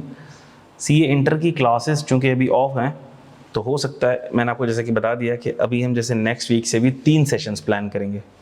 नेक्स्ट वीक में भी किसी न किसी तरह से मैं आपके 3 सेशंस रख लूँगा, थर्सडे, फ्राइडे और हो सकता है सैटरडे को या संडे को, ठीक है। तो हमें 3 सेशंस रखना पड़ेंगे अभी, इससे पहले कि मैं CA इंटर की क्लासेस में फिर से इंगेज हो जाऊँ। मैं चाहता हूँ जितना हम खींच सकते हैं हम खींच लें। कोई मसरूफियत आ जाती है, इंगेजमेंट आ जाती है, तो फिर ये होता है कि क्लास आगे पीछे हो जाती है। तो जो टाइम हमें मिलता रहे हम चीज़ों को निकालते रहें, खींचते रहें, ताकि जितनी कोर्स की कवरेज हमारी ज़्यादा से ज़्यादा हो जाए, ठीक है बेटा, इंशाल्लाह। तो आज क्या सेशन हमारा जाएगा 5:25 तक, क्योंकि 5:30 पे जमात है। 5:20 या 5:25 तक हमारा सेशन जाएगा, 5:30 पे जमात है। तो मैं एक सेशन क्लोज करके नमाज के लिए निकल जाऊँगा, ठीक है। उसके बाद फिर हमारी मुलाकात होगी नेक्स्ट वीक। तो हम कोशिश करते हैं कि डिडक्टेबल अलाउंसेस भी कर लें और टैक्स क्रेडिट्स जितना देख सकते हैं देख लें। चलिए, तो बेटा सबसे पहला डिडक्टेबल अलाउंस हम डिस्कस करने लगे हैं, विच इज़ ज़कात अंडर ज़कात एंड उशर ऑर्डिनेंस। चलिए, ये क्या है? एक बात तो तय कि बेनिफिट है, जो मैं आपको पहले ही बता चुका कि कुछ पेमेंट्स आप करेंगे उसके ऊपर आपको बेनिफिट मिलेगा, उससे आपकी टैक्सेबल इनकम कम हो जाएगी, वो बेनिफिट्स टोटल इनकम में से लेस हो जाएंगे। पहला है ज़कात। सर क्या हर ज़कात जो हम पे कर रहे हैं, इसको पढ़ के ये लग रहा है कि जो भी ज़कात हम पे करेंगे वो टोटल इनकम में से लेस हो जाएगी, यानी हमें उसका बेनिफिट मिल जाएगा? क्या ऐसा ठीक है? आंसर इज़ नो, ऐसा ठीक नहीं है। हर ज़कात जो आप पे करोगे उस पर आपको डिडक्टेबल अलाउंस नहीं मिलेगा। कौन सी ज़कात पर मिलेगा? हमने कहा जो ज़कात आप पे करोगे अंडर ज़कात एंड उशर ऑर्डिनेंस, जो भी ज़कात आप पे करोगे अंडर ज़कात एंड उशर ऑर्डिनेंस, उस ज़कात पर आपको डिडक्टेबल अलाउंस मिलेगा। ज़कात अंडर ज़कात एंड उशर ऑर्डिनेंस किसको कहते हैं? ज़कात अंडर ज़कात एंड उशर ऑर्डिनेंस उसको कहते हैं जो ज़कात जाती है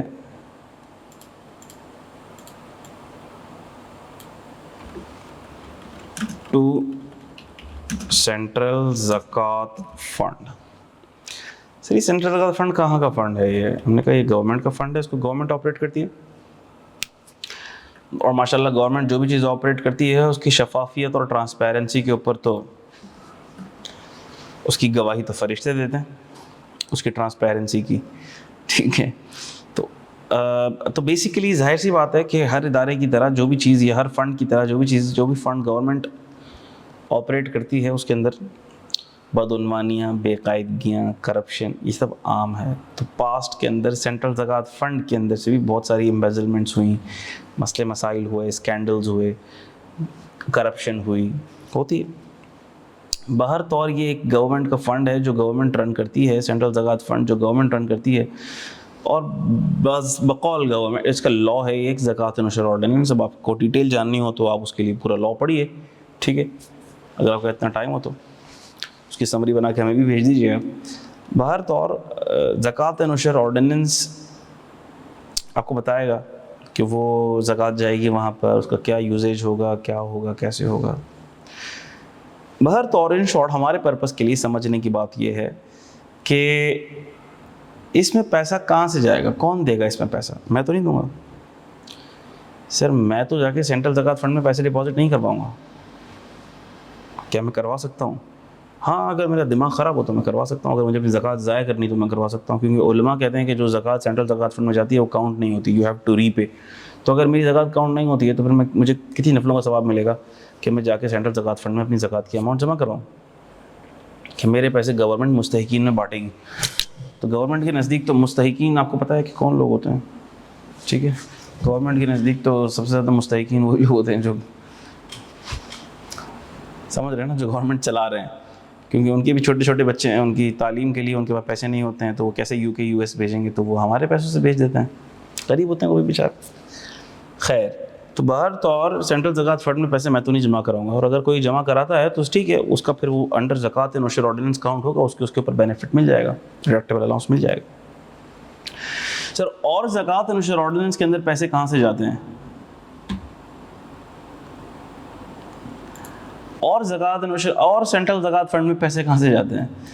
सेंट्रल ज़कात फंड में और पैसे कहाँ से जाते हैं? ऐसे जितने भी एवेन्यूज़, ऐसे जितने भी पॉइंट्स जहाँ पर ज़कात ऑटोमेटिकली डिडक्ट होती है अंडर ज़कात नशर ऑर्डिनेंस, वो भी पैसे ज़कात नशर ऑर्डिनेंस में जाते हैं। फॉर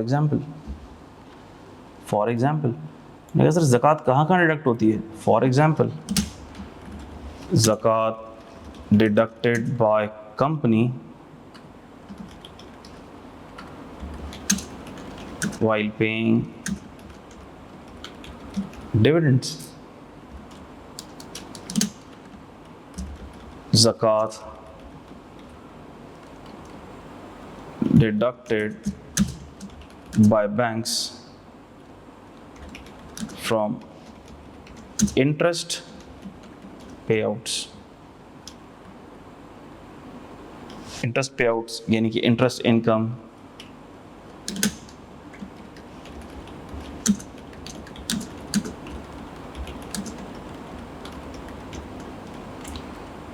और सर कहाँ कहाँ पे होती है और बताएं? और जो zakat deducted by banks from saving accounts on first of saving account balances on first of Ramzan. तो ये तीन आपके पास मोस्ट कॉमन ऑब्जर्वेशंस आपको नज़र आती होंगी जिसमें ज़कात डिडक्ट होता है अंडर ज़कात नशर ऑर्डिनेंस, ठीक है। और ये आपसे पूछ के नहीं होता, जो पैसे आपको मिलेंगे वो कट के मिलेंगे, यानी आपको जो पैसे मिलेंगे उसमें से ज़कात कट चुकी होगी। तो सर हमने तो बोले नहीं ज़कात देने को, ज़कात ऐसे कैसे पे हो जाती है सर?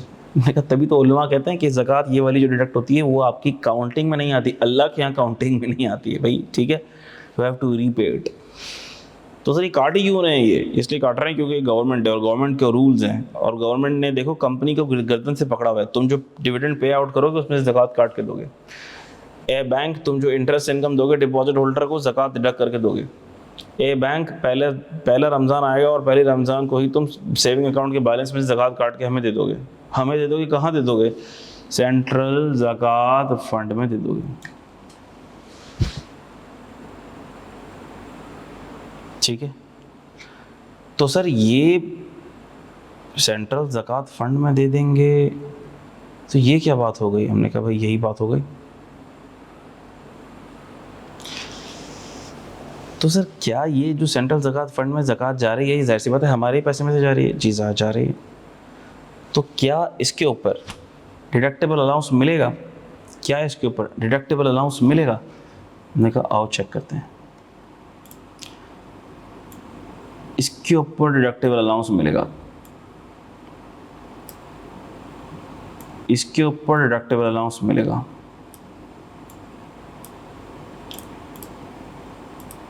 और इसके ऊपर डिडक्टेबल अलाउंस नहीं मिलेगा।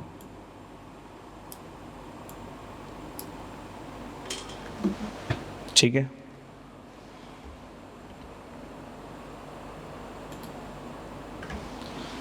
एक चीज़ बस मैं थोड़ा सा ज़रा उसका शॉर्टकट याद रखना चाह रहा हूँ। अच्छा है, मुझे थोड़ा सा ज़रा हेल्प मिलती है ऐसी चीज़ें यूज़ करके ना।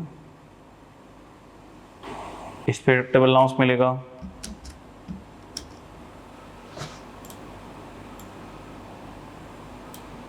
इस पर डिडक्टेबल अलाउंस मिलेगा, और किस पर नहीं मिलेगा?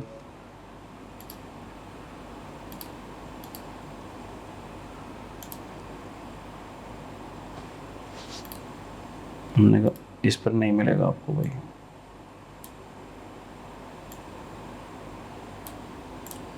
सॉरी,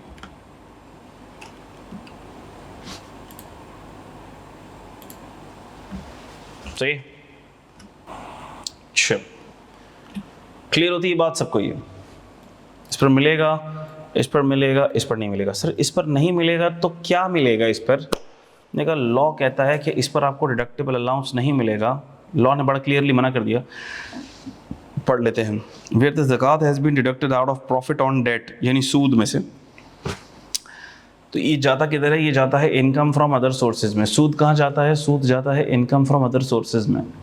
यानी कि अगर किसी की सूदी इनकम बैंक से आ रही है, बैंक से जो सूदी इनकम आ रही है, सारी सूदी इनकम नहीं, ज़्यादा डिटेल में नहीं जा सकता मैं, चूँकि अभी आपने IFOS का हेड नहीं पढ़ा। सारी सूदी इनकम नहीं, जो बैंक से सूदी इनकम आ रही होती है वो कौन से हेड में जाती है? वो जाती है इनकम फ्रॉम अदर सोर्सेज में। अब आप में से कोई ये कह सकता है कि सर आपने तो कहा था कि इंटरेस्ट इनकम FTR इनकम होती है और वो किसी हेड में नहीं जा सकती। आपने FTR पढ़ते हुए बताया था ये तो इम्पोज्ड कैटेगरी में आती है, सेक्शन 8 की इम्पोज्ड कैटेगरी में आती है ना इंटरेस्ट इनकम। याद आ रहा है? मैंने बताया था। तो आप कह सकते हैं मुझसे, आप सवाल पूछ सकते हैं, वैसे आपने पूछा नहीं है, मैं खुद ही सवाल पूछ रहा हूँ ताकि आपको पता लग जाए कि सर अगर किसी को इंटरेस्ट इनकम अर्न हो रही है तो वो किसी हेड ऑफ इनकम में तो नहीं जाती, वो तो FTR इनकम होती है। और आपने कहा था FTR इनकम किसी हेड ऑफ इनकम में नहीं जाती। मैंने कहा ठीक है, बिल्कुल मैंने कहा था किसी हेड ऑफ इनकम में नहीं जाती, लेकिन मैंने कहा था कि इंटरेस्ट इनकम FTR इनकम होती है, इम्पोज्ड कैटेगरी में होती है, और 99.99% इम्पोज्ड कैटेगरी वाली FTR में ही जाती है। लेकिन मैंने कहा था 0.001% एक ऐसा केस भी होगा जो इम्पोज्ड इनकम भी होगी लेकिन वो NTR में जा रही होगी। ठीक है, यानी कि इंटरेस्ट इनकम का एक केस ऐसा भी है जो NTR में टैक्स होता है, नॉर्मल टैक्स रिजीम में टैक्स होता है।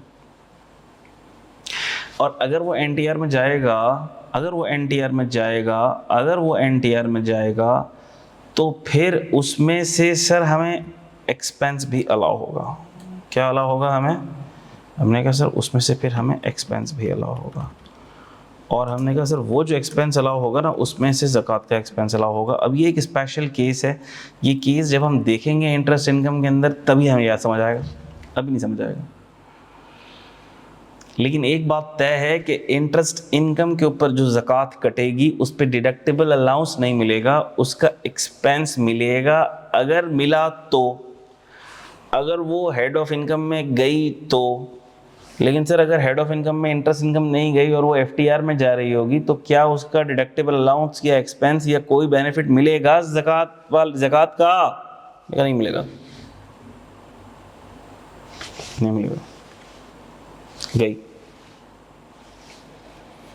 यानी इंटरेस्ट इनकम के ऊपर अगर ज़कात कट गई तो उस ज़कात का कोई बेनिफिट नहीं मिलेगा, नगर नहीं मिलेगा। सिर्फ एक सूरत में मिलेगा, जब वो interest income head of income में जा रही हो तो फिर वो ज़कात एज एक्सपेंस ट्रीट होगी,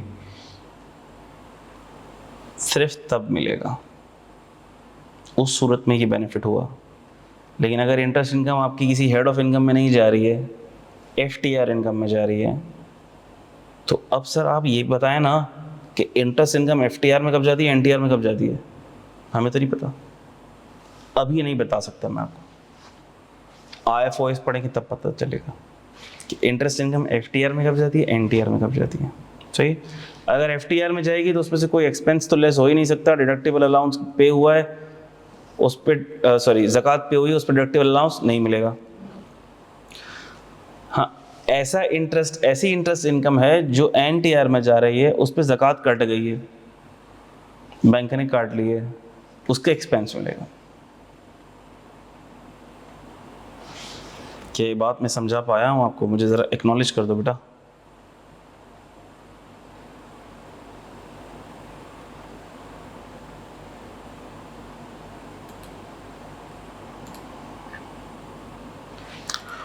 बस डिटेल में ज़्यादा नहीं जा सकते ना हम, क्योंकि हमने वो चीज़ पढ़ी नहीं अभी, तो हम ज़्यादा डिटेल में तो नहीं जा सकते, लेकिन हम काम की बात समझा दी मैंने आपको। ऐसी इंटरेस्ट इनकम भी होती है जो एफटीआर में जाती है, ऐसी इंटरेस्ट इनकम भी होती है जो एनटीआर में जाती है। जो एफटीआर में जाती है उसकी ज़कात कट गई, को फ़ायदा नहीं मिलेगा।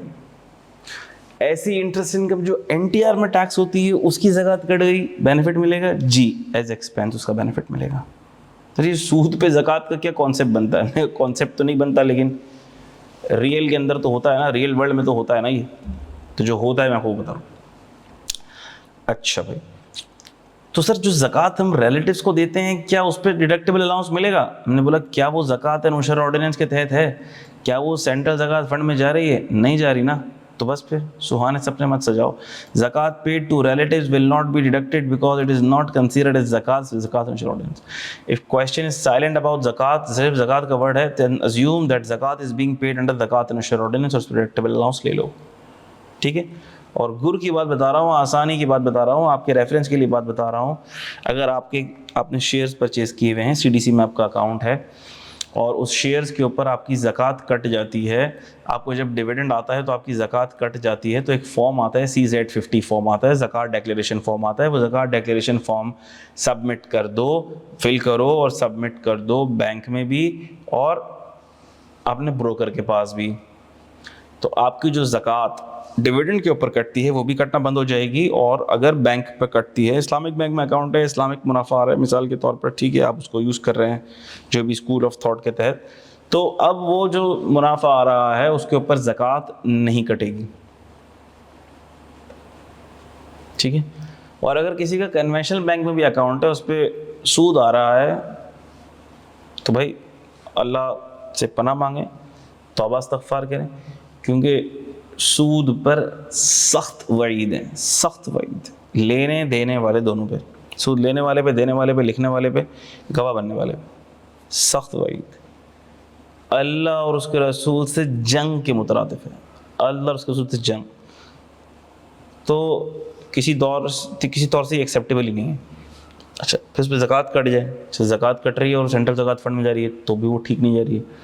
तो पहली बात तो ये कि कन्वेंशनल मोड से इंटरेस्ट इनकम आना ये एक्सेप्टेबल ही नहीं है किसी मुसलमान के लिए। उसके बाद फिर उस पर ज़कात जो कट रही है वो सेंट्रल ज़कात फंड में भी कतन जानी नहीं चाहिए, क्योंकि वो तो ज़कात आपकी काउंटिंग में ही नहीं आ रही है, काउंटिंग में ही नहीं आ रही है। Are you getting this? अच्छा भाई, तो ज़कात डिक्लेरेशन फॉर्म आप जमा करवा दीजिए, तो ये भी नहीं कटेगी, ये भी नहीं कटेगी, ये भी नहीं कटेगी।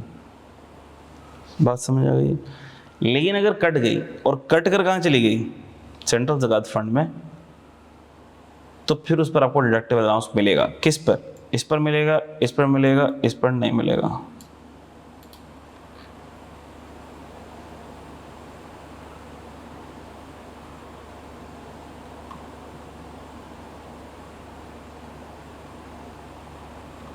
नहीं, मैंने तो ये बोला ही नहीं है वकार।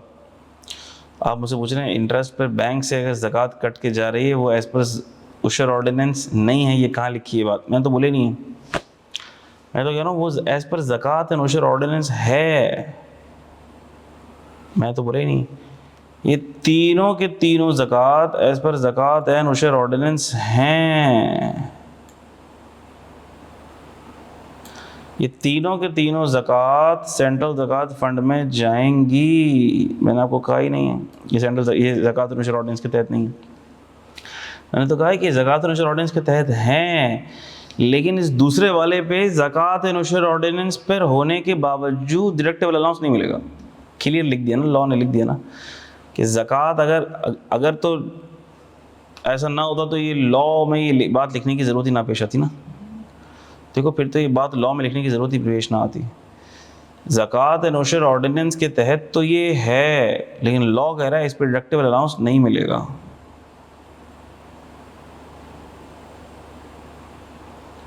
तभी ये तीनों चीज़ें लिखी है ना, ये भी एज पर ज़कात और उशर ऑर्डिनेंस है, ये भी एज पर ज़कात और उशर ऑर्डिनेंस है, ये भी एज पर ज़कात और उशर ऑर्डिनेंस है। एज पर ज़कात और उशर ऑर्डिनेंस तो है, लेकिन इस पे डिडक्टेबल अलाउंस नहीं मिलेगा।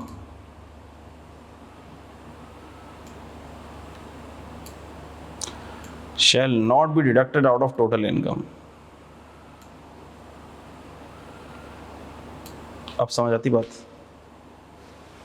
वकार क्लियर है?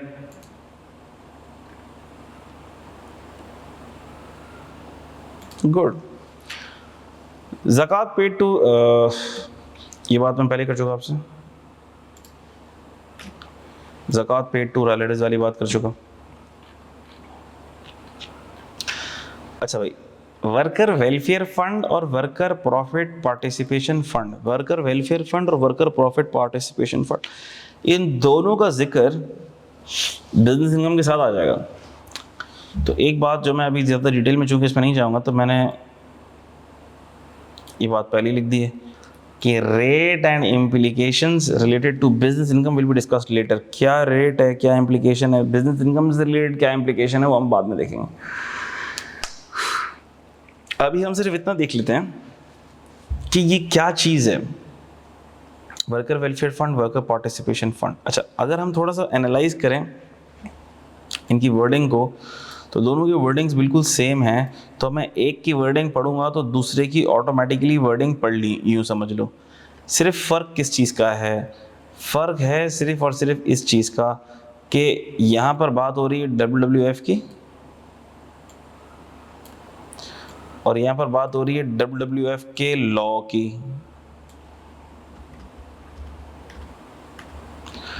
बात हो रही है WWF की जो कि किस लॉ के तहत है, उस लॉ की। और यहाँ पर बात हो रही है किसकी, वर्कर पार्टिसिपेशन फंड की, और जो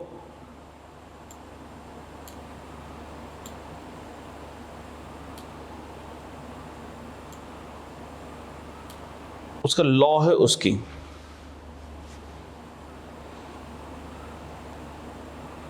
देख सकते हैं आप, बाकी एवरीथिंग इज सेम।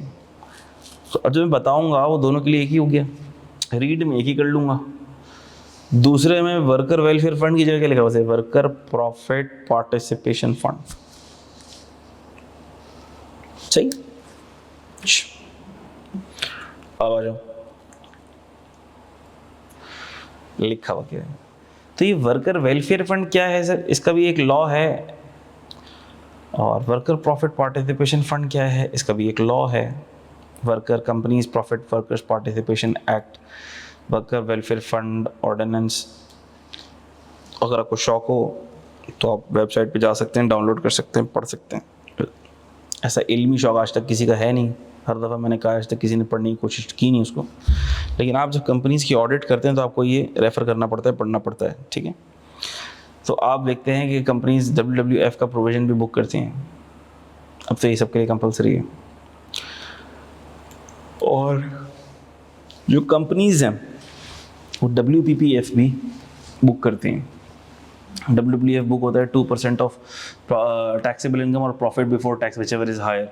और वर्कर्स प्रॉफिट पार्टिसिपेशन फंड होता है, I can recall correctly, 5% of profit before tax. ठीक है, तो कंपनीज ये कैलकुलेट करती हैं, आप लोग ऑडिट्स करते होंगे तो ज़ाहिर सी बात है कैलकुलेट आप लोग करते होंगे। अच्छा, पहले ये दोनों के दोनों लेवीज फेडरल गवर्नमेंट के एम्बिट में आती थी और ये जो अमाउंट बनती थी ये फेडरल गवर्नमेंट को पे होती थी इनकम टैक्स के साथ साथ, यानी कि टैक्स के साथ पे होती थी। चूंकि इनकम टैक्स भी फेडरल गवर्नमेंट के एम्बिट में आता है, FBR फेडरल गवर्नमेंट के एम्बिट में आता है,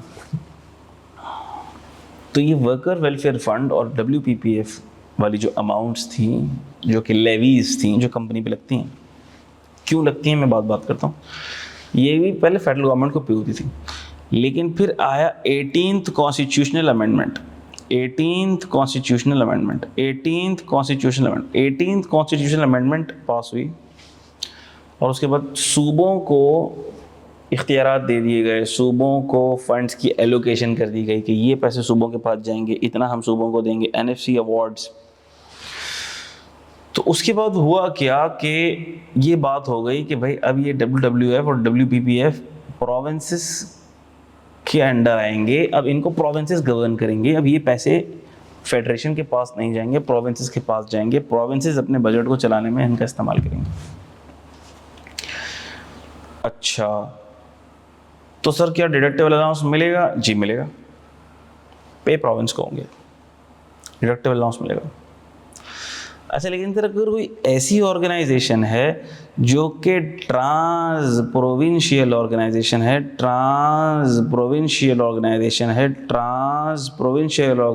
है, जो कि एक से ज़्यादा प्रोविंस में ऑपरेट कर रही है, जो कि एक से ज़्यादा प्रोविंस में जिसके ऑपरेशंस हैं, तो वो ये पैसे कहाँ देगी WWF के?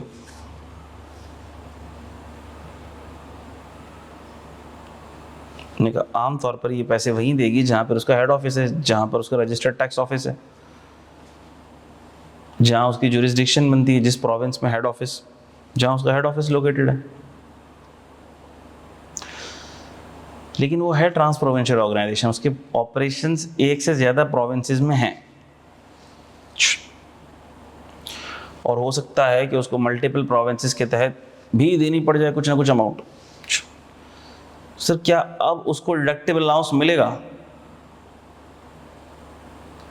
मैंने कहा नहीं मिलेगा, अब नहीं मिलेगा। अगर कोई ट्रांस प्रोविंशियल ऑर्गेनाइजेशन है तो अब उसको इसकी मद में डिडक्टिबल अलाउंस नहीं मिलेगा। तो फिर ये अजीब सी बात हो गई भाई, कंपनी ने क्या कसूर किया है?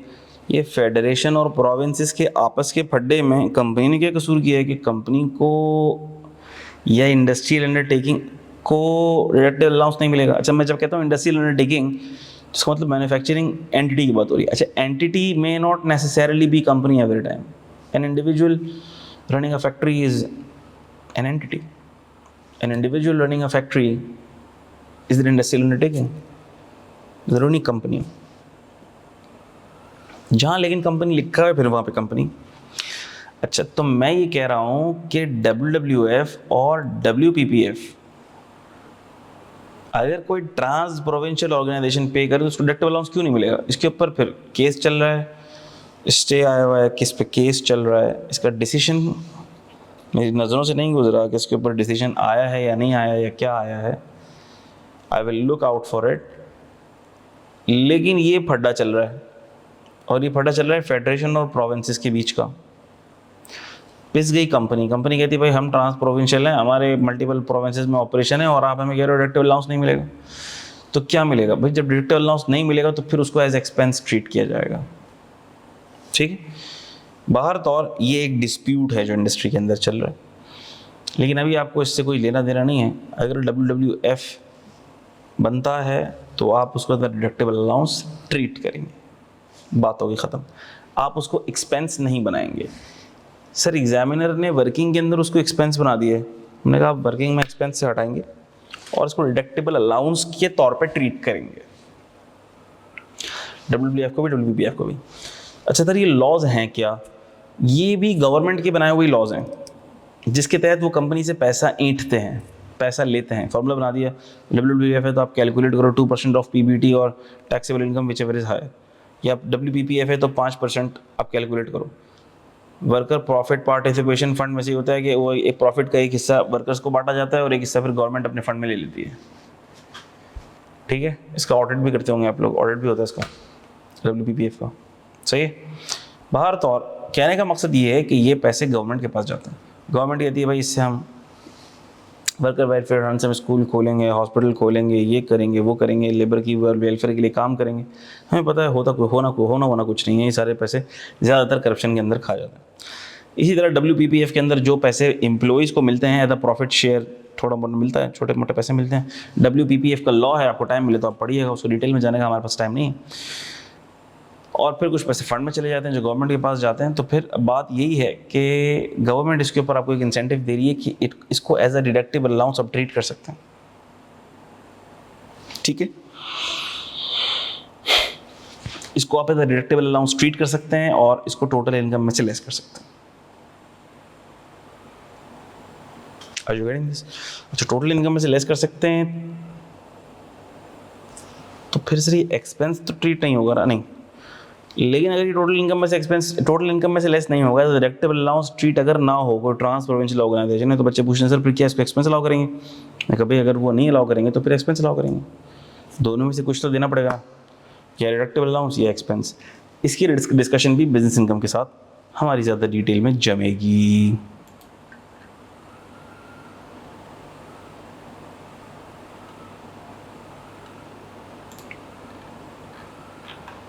क्या ये बात आपको समझ आती है? जितनी काम की बात थी मैंने बता दिया आपको। क्या ये बात आपको समझ आती है बेटा? क्लियर? मज़ीद बात बिजनेस इनकम के साथ होगी, जितनी ज़रूरी थी बता दी बात।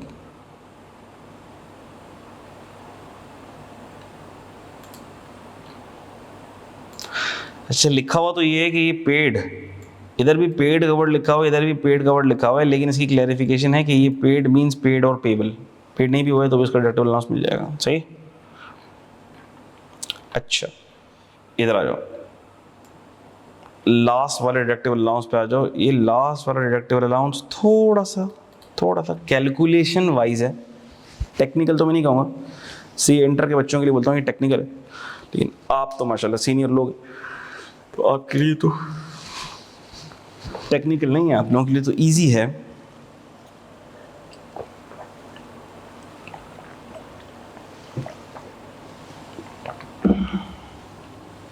लेकिन बहरतौर इसकी एक कैलकुलेशन है, कैलकुलेशन आपको समझना पड़ेगी। तो क्या कैलकुलेशन है आओ देख लेते हैं। पहले ये देखते हैं कि ये किसको मिलेगा। ये डिडक्टिबल अलाउंस क्या सबको मिलेगा? सबको मिलेगा? नहीं मिलेगा? किसको मिलेगा? आओ देख लेते हैं। ये डिडक्टिबल अलाउंस मिलेगा एवरी इंडिविजुअल को। किसको मिलेगा?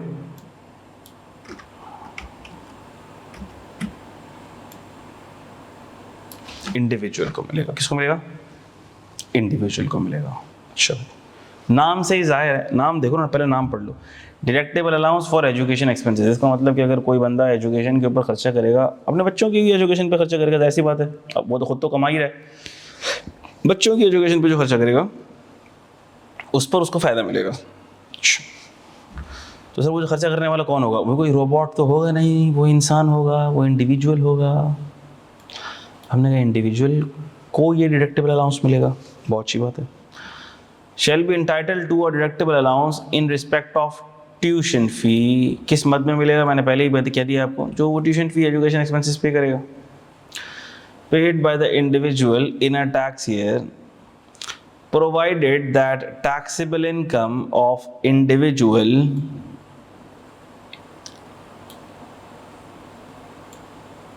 Is less than. बड़ी इंटरेस्टिंग बात है ये। इसका मतलब ये वाला बेनिफिट मिलेगा, किसको मिलेगा? एक इंडिविजुअल को मिलेगा। किस चीज़ पर मिलेगा सर? वो जो खर्चा तालीम के ऊपर कर रहा है, तालीमी अखराजात कर रहा है, उसके बच्चे जो स्कूल में पढ़ रहे हैं, उसके बच्चे जो कॉलेज में पढ़ रहे हैं, उसकी फ़ीस पे कर रहा है। उसकी फ़ीस पे करने पर टैक्स वाला कह रहा है कि हम तुमको एक बेनिफिट देंगे।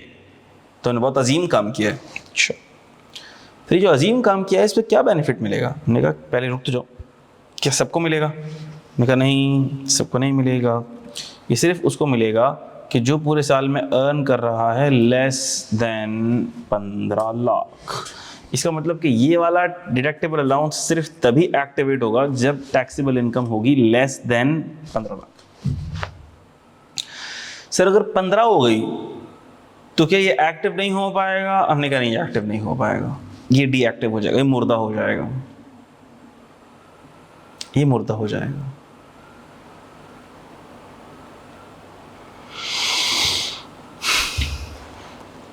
अच्छा, तो सर अगर किसी की लेस देन 1.5 मिलियन की टैक्सेबल इनकम है तो क्या फिर ये डिडक्टेबल अलाउंस मिलेगा? हमने कहा जी मिलेगा। कैसे मिलेगा सर? क्या पूरा एजुकेशन एक्सपेंसेस जो हमने खर्चा किया होगा पूरा लेस कर लें? इतना फ्री नहीं करवाया टैक्स वाले ने।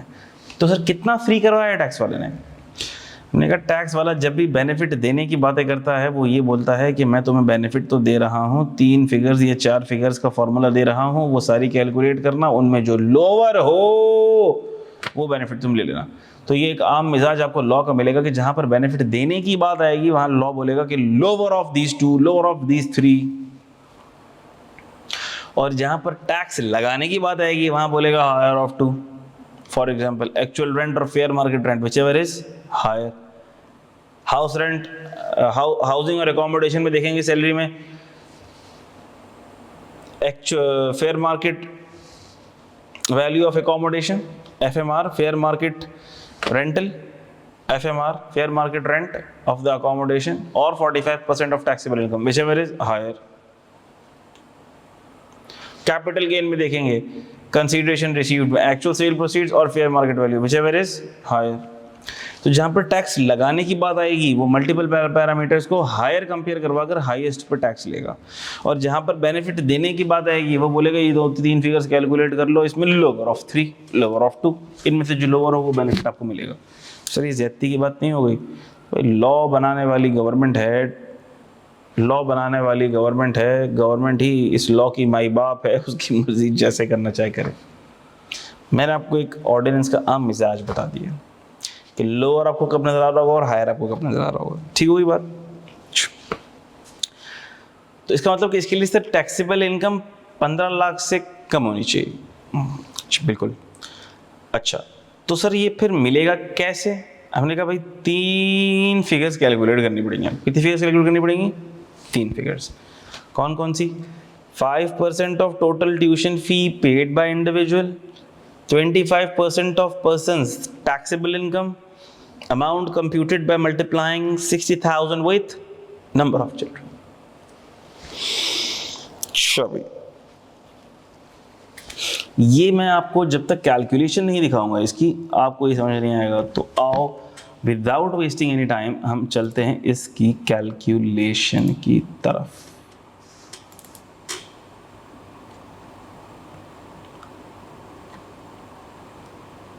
अच्छा, इसकी कैलकुलेशन की तरफ जाने के लिए 1 मिनट आपको देना पड़ेगा। वजह उसकी ये है कि जो एक्सेल की वर्किंग फाइल है ना वो इस लैपटॉप पे नहीं है मेरे पास।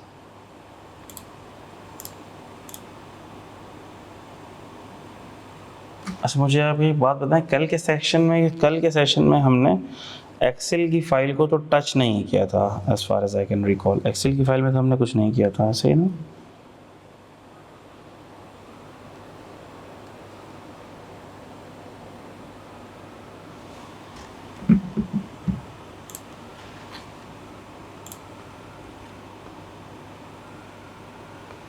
ठीक है, तो कल वाली ईमेल मैं खोल लेता हूँ, उसके अंदर वो फाइल मौजूद है एक्सेल की।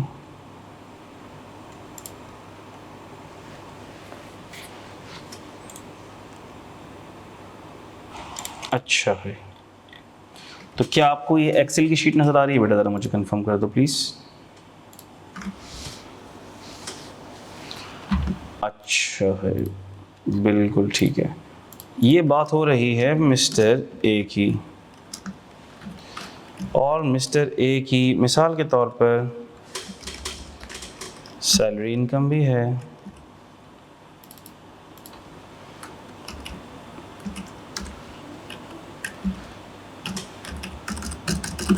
$24 लाख, मिस्टर ए की बिजनेस इनकम भी है मिसाल के तौर पर 48 लाख,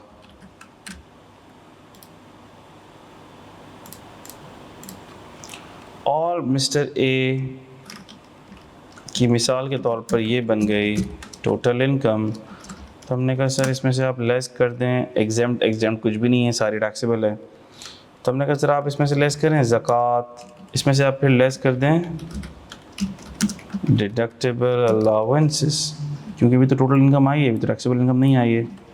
तो आप डिडक्टेबल अलाउंसेस लेस कर दें। बिल्कुल अच्छी बातें कर लेते हैं। पहले कौन सा वाला करें? तो आपने कहा सर पहले कर लें ज़कात अंडर ज़कात एंड उशर ऑर्डिनेंस, वो हम कर लेते हैं। अच्छा वो कितना है? हमने कहा मिसाल के तौर पर वो है 1.5 लाख। ठीक है। अच्छा अभी हम ज़कात एंड उशर ऑर्डिनेंस हमने लेस कर लिया। अच्छा भाई फिर हमने कहा WWF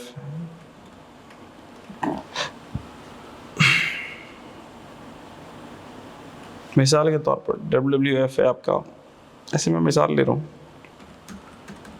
2 लाख। WPPF नहीं है मिसाल के तौर पर, WWF ही है। तो अब हमें क्या करना पड़ेगा? तो सर अब हमें फिर चौथा वाला डिडक्टेबल अलाउंस देखना पड़ेगा ना, deductible allowance on education expenses, वो भी तो कैलकुलेट करें, वो भी तो कैलकुलेट करें। मैंने कहा ठीक है। उसके लिए पहले हमें करना ये पड़ेगा कि अब तक जितने डिडक्टेबल अलाउंसेस लेस हुए हैं ना, उसके साथ सम करना पड़ेगा, नेट करना पड़ेगा। आंसर क्या आ रहा है?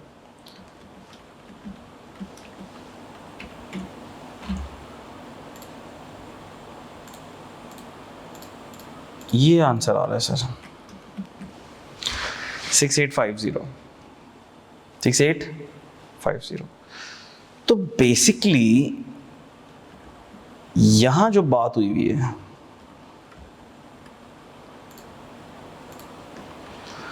कि आपने टैक्सेबल इनकम देखनी है जो कि होनी चाहिए लेस देन 1.5 मिलियन रुपीस। ये जो बात लिखी हुई है ये आपने कौन से पॉइंट पर देखनी है?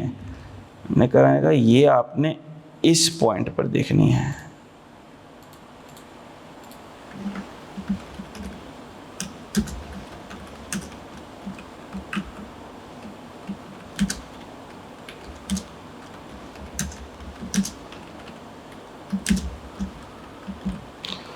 अच्छा अगर पूरी 1.5 मिलियन होगी ना तब भी एजुकेशन एक्सपेंस पर अलाउंस नहीं मिलेगा, इसे लेस देन 1.5 मिलियन होना चाहिए। तो सर क्या इसको एजुकेशनल एक्सपेंस पर टैक्स क्रेडिट मिले और डिडक्टेबल अलाउंस मिलेगा? आंसर इज नो, नहीं मिलेगा, क्योंकि इस पॉइंट के ऊपर ये 6850 1.5 मिलियन से कम नहीं है, बहुत बहुत ज़्यादा है। Example change.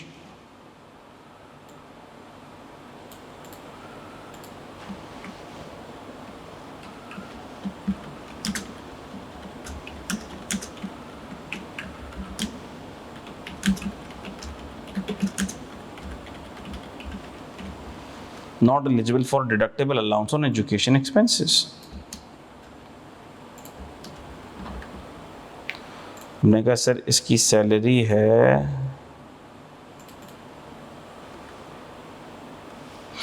मिसाल के तौर पर, और इसकी बिजनेस इनकम है 24 लाख। ज़कात अंडर ज़कात एंड उशर ऑर्डिनेंस है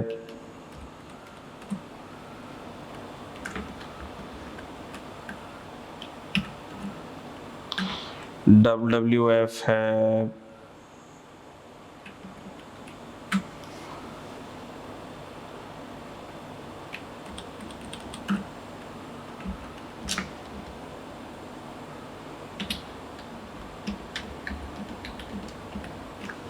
ठीक है। अब आप मुझे बता दो, अच्छा सॉरी,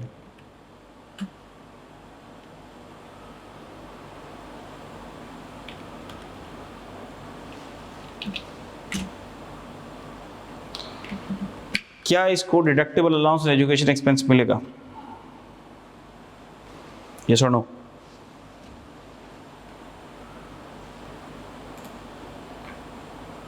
अब भी नहीं मिलेगा, ठीक है, अब भी नहीं मिलेगा। मेरे से थोड़ा सा मुनासिब कर लें तो मिल जाएगा, कर लेते हैं। अब भी नहीं मिलेगा।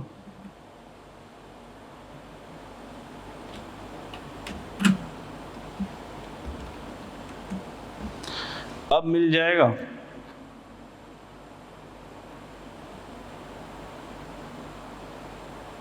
तो वकार कह रहे हैं 35 के घुमा देंगे, इसके लेके भाग जाएंगे ऐसा। अच्छा भाई, तो अब हमने कहा कि ये बंदा अब एलिजिबल हो गया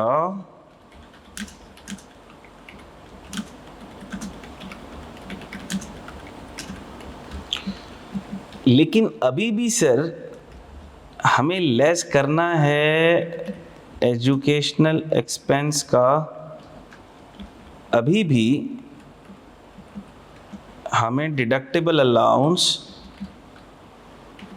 ऑन एजुकेशनल एक्सपेंस यहाँ से कुछ लेस करना है,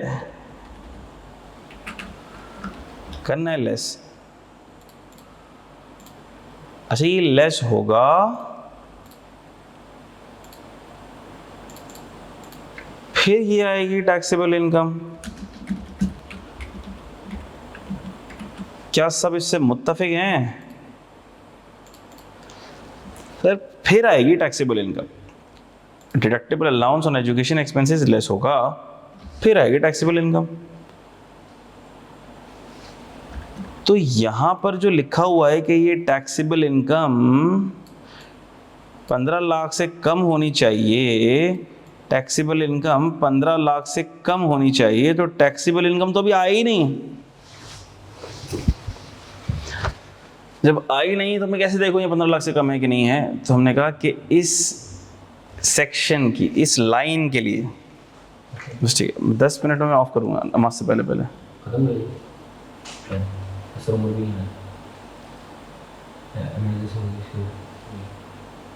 ठीक है, चलो तो हो गया यहाँ पे, अल्लाह का शुक्र है, सही ना। अच्छा, अब इस सेक्शन के अंदर ये जो लिखा हुआ है ना, ये टैक्सेबल इनकम 15 लाख से कम होनी चाहिए, वो कौन से स्टेप के लिए लिखा हुआ है? वो कहाँ चेक करेंगे हम? वो यहाँ इस स्टेप पे चेक करेंगे।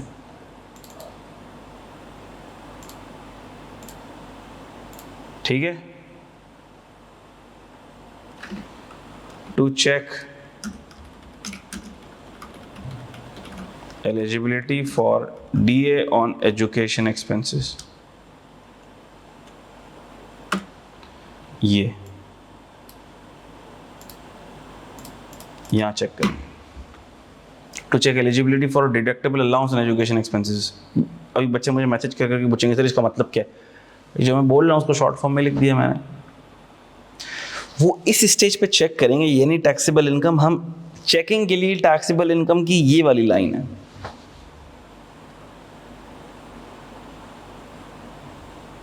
ठीक है, ज़बरदस्त, आगे चलते हैं।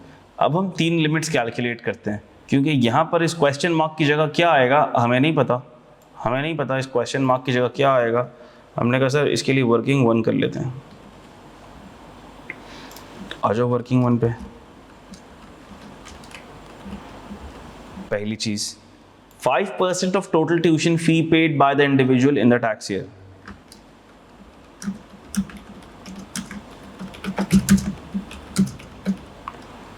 सर ये कैसे निकलेगा? हमने कहा बहुत आसान है, 5% of total tuition fee, 5% multiply by number of children. बच्चे कितने हैं? 3 बच्चे हैं। सर पर मंथ स्कूल की फ़ीस कितनी है? मिसाल के तौर पर मंथ स्कूल की फ़ीस है, अच्छा जितना इनकम का लेवल है उसी के हिसाब से मैं स्कूल की फ़ीस रख रहा हूँ। स्कूल की फ़ीस तो बहुत ज़्यादा चल रही है आजकल। मिसाल के तौर पर सर एक बच्चे की स्कूल की फ़ीस है तो सस्ता वाला स्कूल है। और साल के महीने कितने हैं? 12। तो ज़रा बताओ 5% ऑफ टोटल ट्यूशन फ़ी कितनी हो जाएगी? 5% इंटू 3 बच्चे इंटू 6000 एक महीने की फ़ीस इंटू नकद 10,800। ये लिमिट 1 हो गई। सर लिमिट 2 भी कैलकुलेट कर लें। लिमिट 2 क्या है? तीसरी वाली देख लो, दूसरी वाली बात मैं समझाता हूँ। An amount computed by multiplying 60,000 with number of children.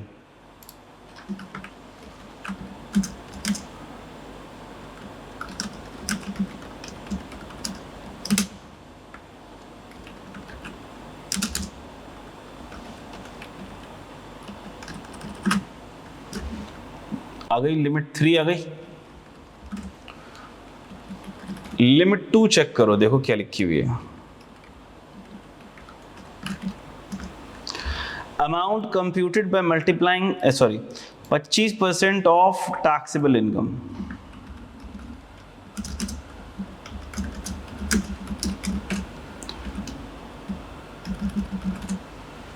नहीं पता वजह क्या है? वजह यह है कि यहां पर टैक्सेबल इनकम वही आनी चाहिए जो टैक्सेबल इनकम यहां आएगी। तो सर वहां तो तब आएगी ना जब डिडक्टेबल अलाउंस और एजुकेशन एक्सपेंस पता होगा। ये पता ही नहीं है। ये पता तो तब चलेगा ना जब ये तीनों कैलकुलेट होंगे और इन तीनों में से लोअर ऑफ निकालेंगे आप। जब ये तीनों नहीं पता तो ये नहीं पता, जब ये नहीं पता तो ये नहीं पता। ये तो सर्कुलर रेफरेंस बन गया। ये तो क्या बन गया? सर्कुलर रेफरेंस बन गया। अब क्या करेंगे? मैंने कहा अब हम मैथमेटिक्स की टेक्निक को लेकर आएंगे। क्या लेकर आएंगे? मैथमेटिकल टेक्निक को लेकर आएंगे। वो क्या टेक्निक है सर? हम ये अज्यूम करेंगे कि यही वो लिमिट है जिसका हमें इंतजार था, लेकिन सर ये तो अभी पता ही नहीं चली। हो सकता है ये लोअर ऑफ 3 ना हो सकता है लोअर ऑफ 3 ना हो सकता है लोअर ऑफ 3 ना हो। 99% केसेस में लोअर ऑफ 3 यही वाली आती है। हमें पता है ये लोअर ऑफ 3 नहीं होगी, लेकिन हमें फिर भी सोचना पड़ेगा कि यही लोअर ऑफ 3 है, यही लोअर ऑफ 3 है। थोड़ी देर के लिए सोचना पड़ेगा, गधे को बाप बनाना पड़ेगा। यही लोअर ऑफ 3 है, थोड़ी देर के लिए सोचना पड़ेगा। अच्छा सर अगर यही लोअर ऑफ 3 है और ये क्या है? 25% ऑफ टैक्सेबल इनकम है। ये क्या है? 25% ऑफ टैक्सेबल इनकम है। तो क्या मैं ये कह सकता हूं कि assume that y is the taxable income? assume y is the taxable income. If y is a taxable income, तो क्या मैं ये कह सकता हूं कि सर फिर यहां पर होना चाहिए 25% of y. If taxable income is y, assume that y is taxable income. तो हमने कहा सर अगर ये y है तो ये 25% ऑफ y है। ठीक है। और सर ये y आया है तो सर ये y आंसर आया है, तो इसमें से 25% y लेस होके y आंसर आया है, इसमें से 25% y लेस होके y आंसर आया है, इसमें से 25% y लेस होके आंसर, इसमें से 25% y लेस होके y आंसर आया है। तो क्या मैं ये कह सकता हूँ कि sir this is 125% of y, जिसमें से लेस हुआ 25% ऑफ y और आंसर आ गया y। क्या इतनी मैथमेटिक्स आती है सबको? तो क्या मैं ये कह सकता हूँ कि सर y है, ये 25% ऑफ y है जो लेस होगा। अच्छा तो ये 25% ऑफ y किस में से लेस होगा कि आंसर y आ जाए? हमने कहा सर ये 25% 125% में से लेस होगा तो y आ जाएगा। इसका मतलब क्या मुझे ये इक्वेशन मिल गई कि 125% of y is 1485000। So what is y? ठीक है। तो मैंने एक वर्किंग टू कर ली, मैंने कहा भाई sir 125% of y is equal to how much? 1485000। So what is y, तो हमने कहा सर y कैसे निकलेगा, 1485,000 को डिवाइड कर दो 1.25 से, आ गया 1188,000, 1188,000। हमने कहा सर यहाँ डाल देना, ये फिर इसी का तो इंतज़ार था।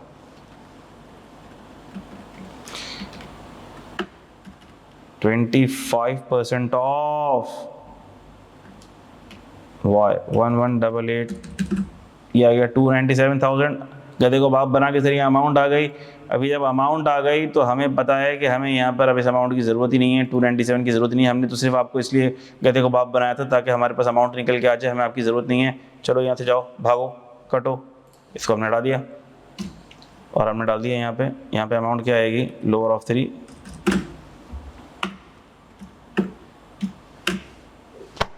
आंसर पता लग गया आपको बेटा, सिंपल मैथमेटिक्स। इसका मतलब ये है कि सर यहाँ पर जब हमें एलिजिबिलिटी चेक करनी है तो इस सेक्शन के अप्लाई होने से पहले वाली जो अमाउंट है वो है टैक्सेबल इनकम, और जब हम इस सेक्शन में दाखिल हो गए हैं और एलिजिबिलिटी इस्टेब्लिश हो गई है, अब लिमिट कैलकुलेशन के लिए टैक्सेबल इनकम कौन सी वाली है, अब लिमिट कैलकुलेशन के लिए टैक्सेबल इनकम वो है जो फाइनल वाली टैक्सेबल इनकम है। कलर सेम कर देता हूँ मैं, और हमने फिर जुगाड़ करके जिस तरह किया वो आपके सामने आ गया।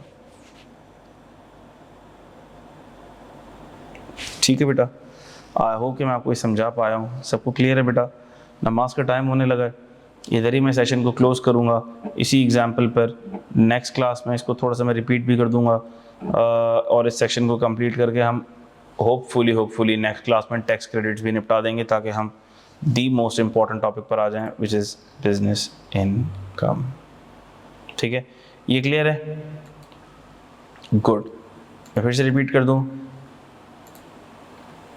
एक दफ़ा मैं रिपीट कर देता हूँ। यहाँ पर हमने टैक्सेबल इनकम को y एज्यूम कर लिया था, y एज्यूम किया तो ये बन गया 25% ऑफ y। फिर हमने यहाँ पर लिख दिया था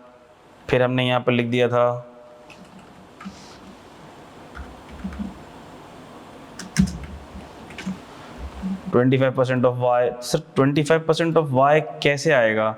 मैंने कहा भाई 25% ऑफ y ऐसे आएगा, इसको 125% ऑफ y में से लेस करो। तो हमने 125% ऑफ y में से जब लेस किया तो ये आ गया। तो इसका मतलब हमें ये इक्वेशन मिल गई, 125% of y is equal to 1485,000। तो ये अमाउंट आ गया। ये अमाउंट को हमने यहाँ डाला, यहाँ डाल के हमने ये निकाला, ये निकाल के हमें पता लगा कि ये लोअर है, और फिर हमने यहाँ पर रख के फाइनल टैक्सेबल इनकम निकाल ली। थैंक यू वेरी मच, मैं bless you all, take care around. मुझे अपने सारे टीचर्स को दुआ में याद रखिएगा, अपना ख्याल रखिएगा। नमाज का टाइम हो रहा है, फ़ौरन से नमाज़ पढ़ने चले जाइएगा। अल्लाह हाफिज़।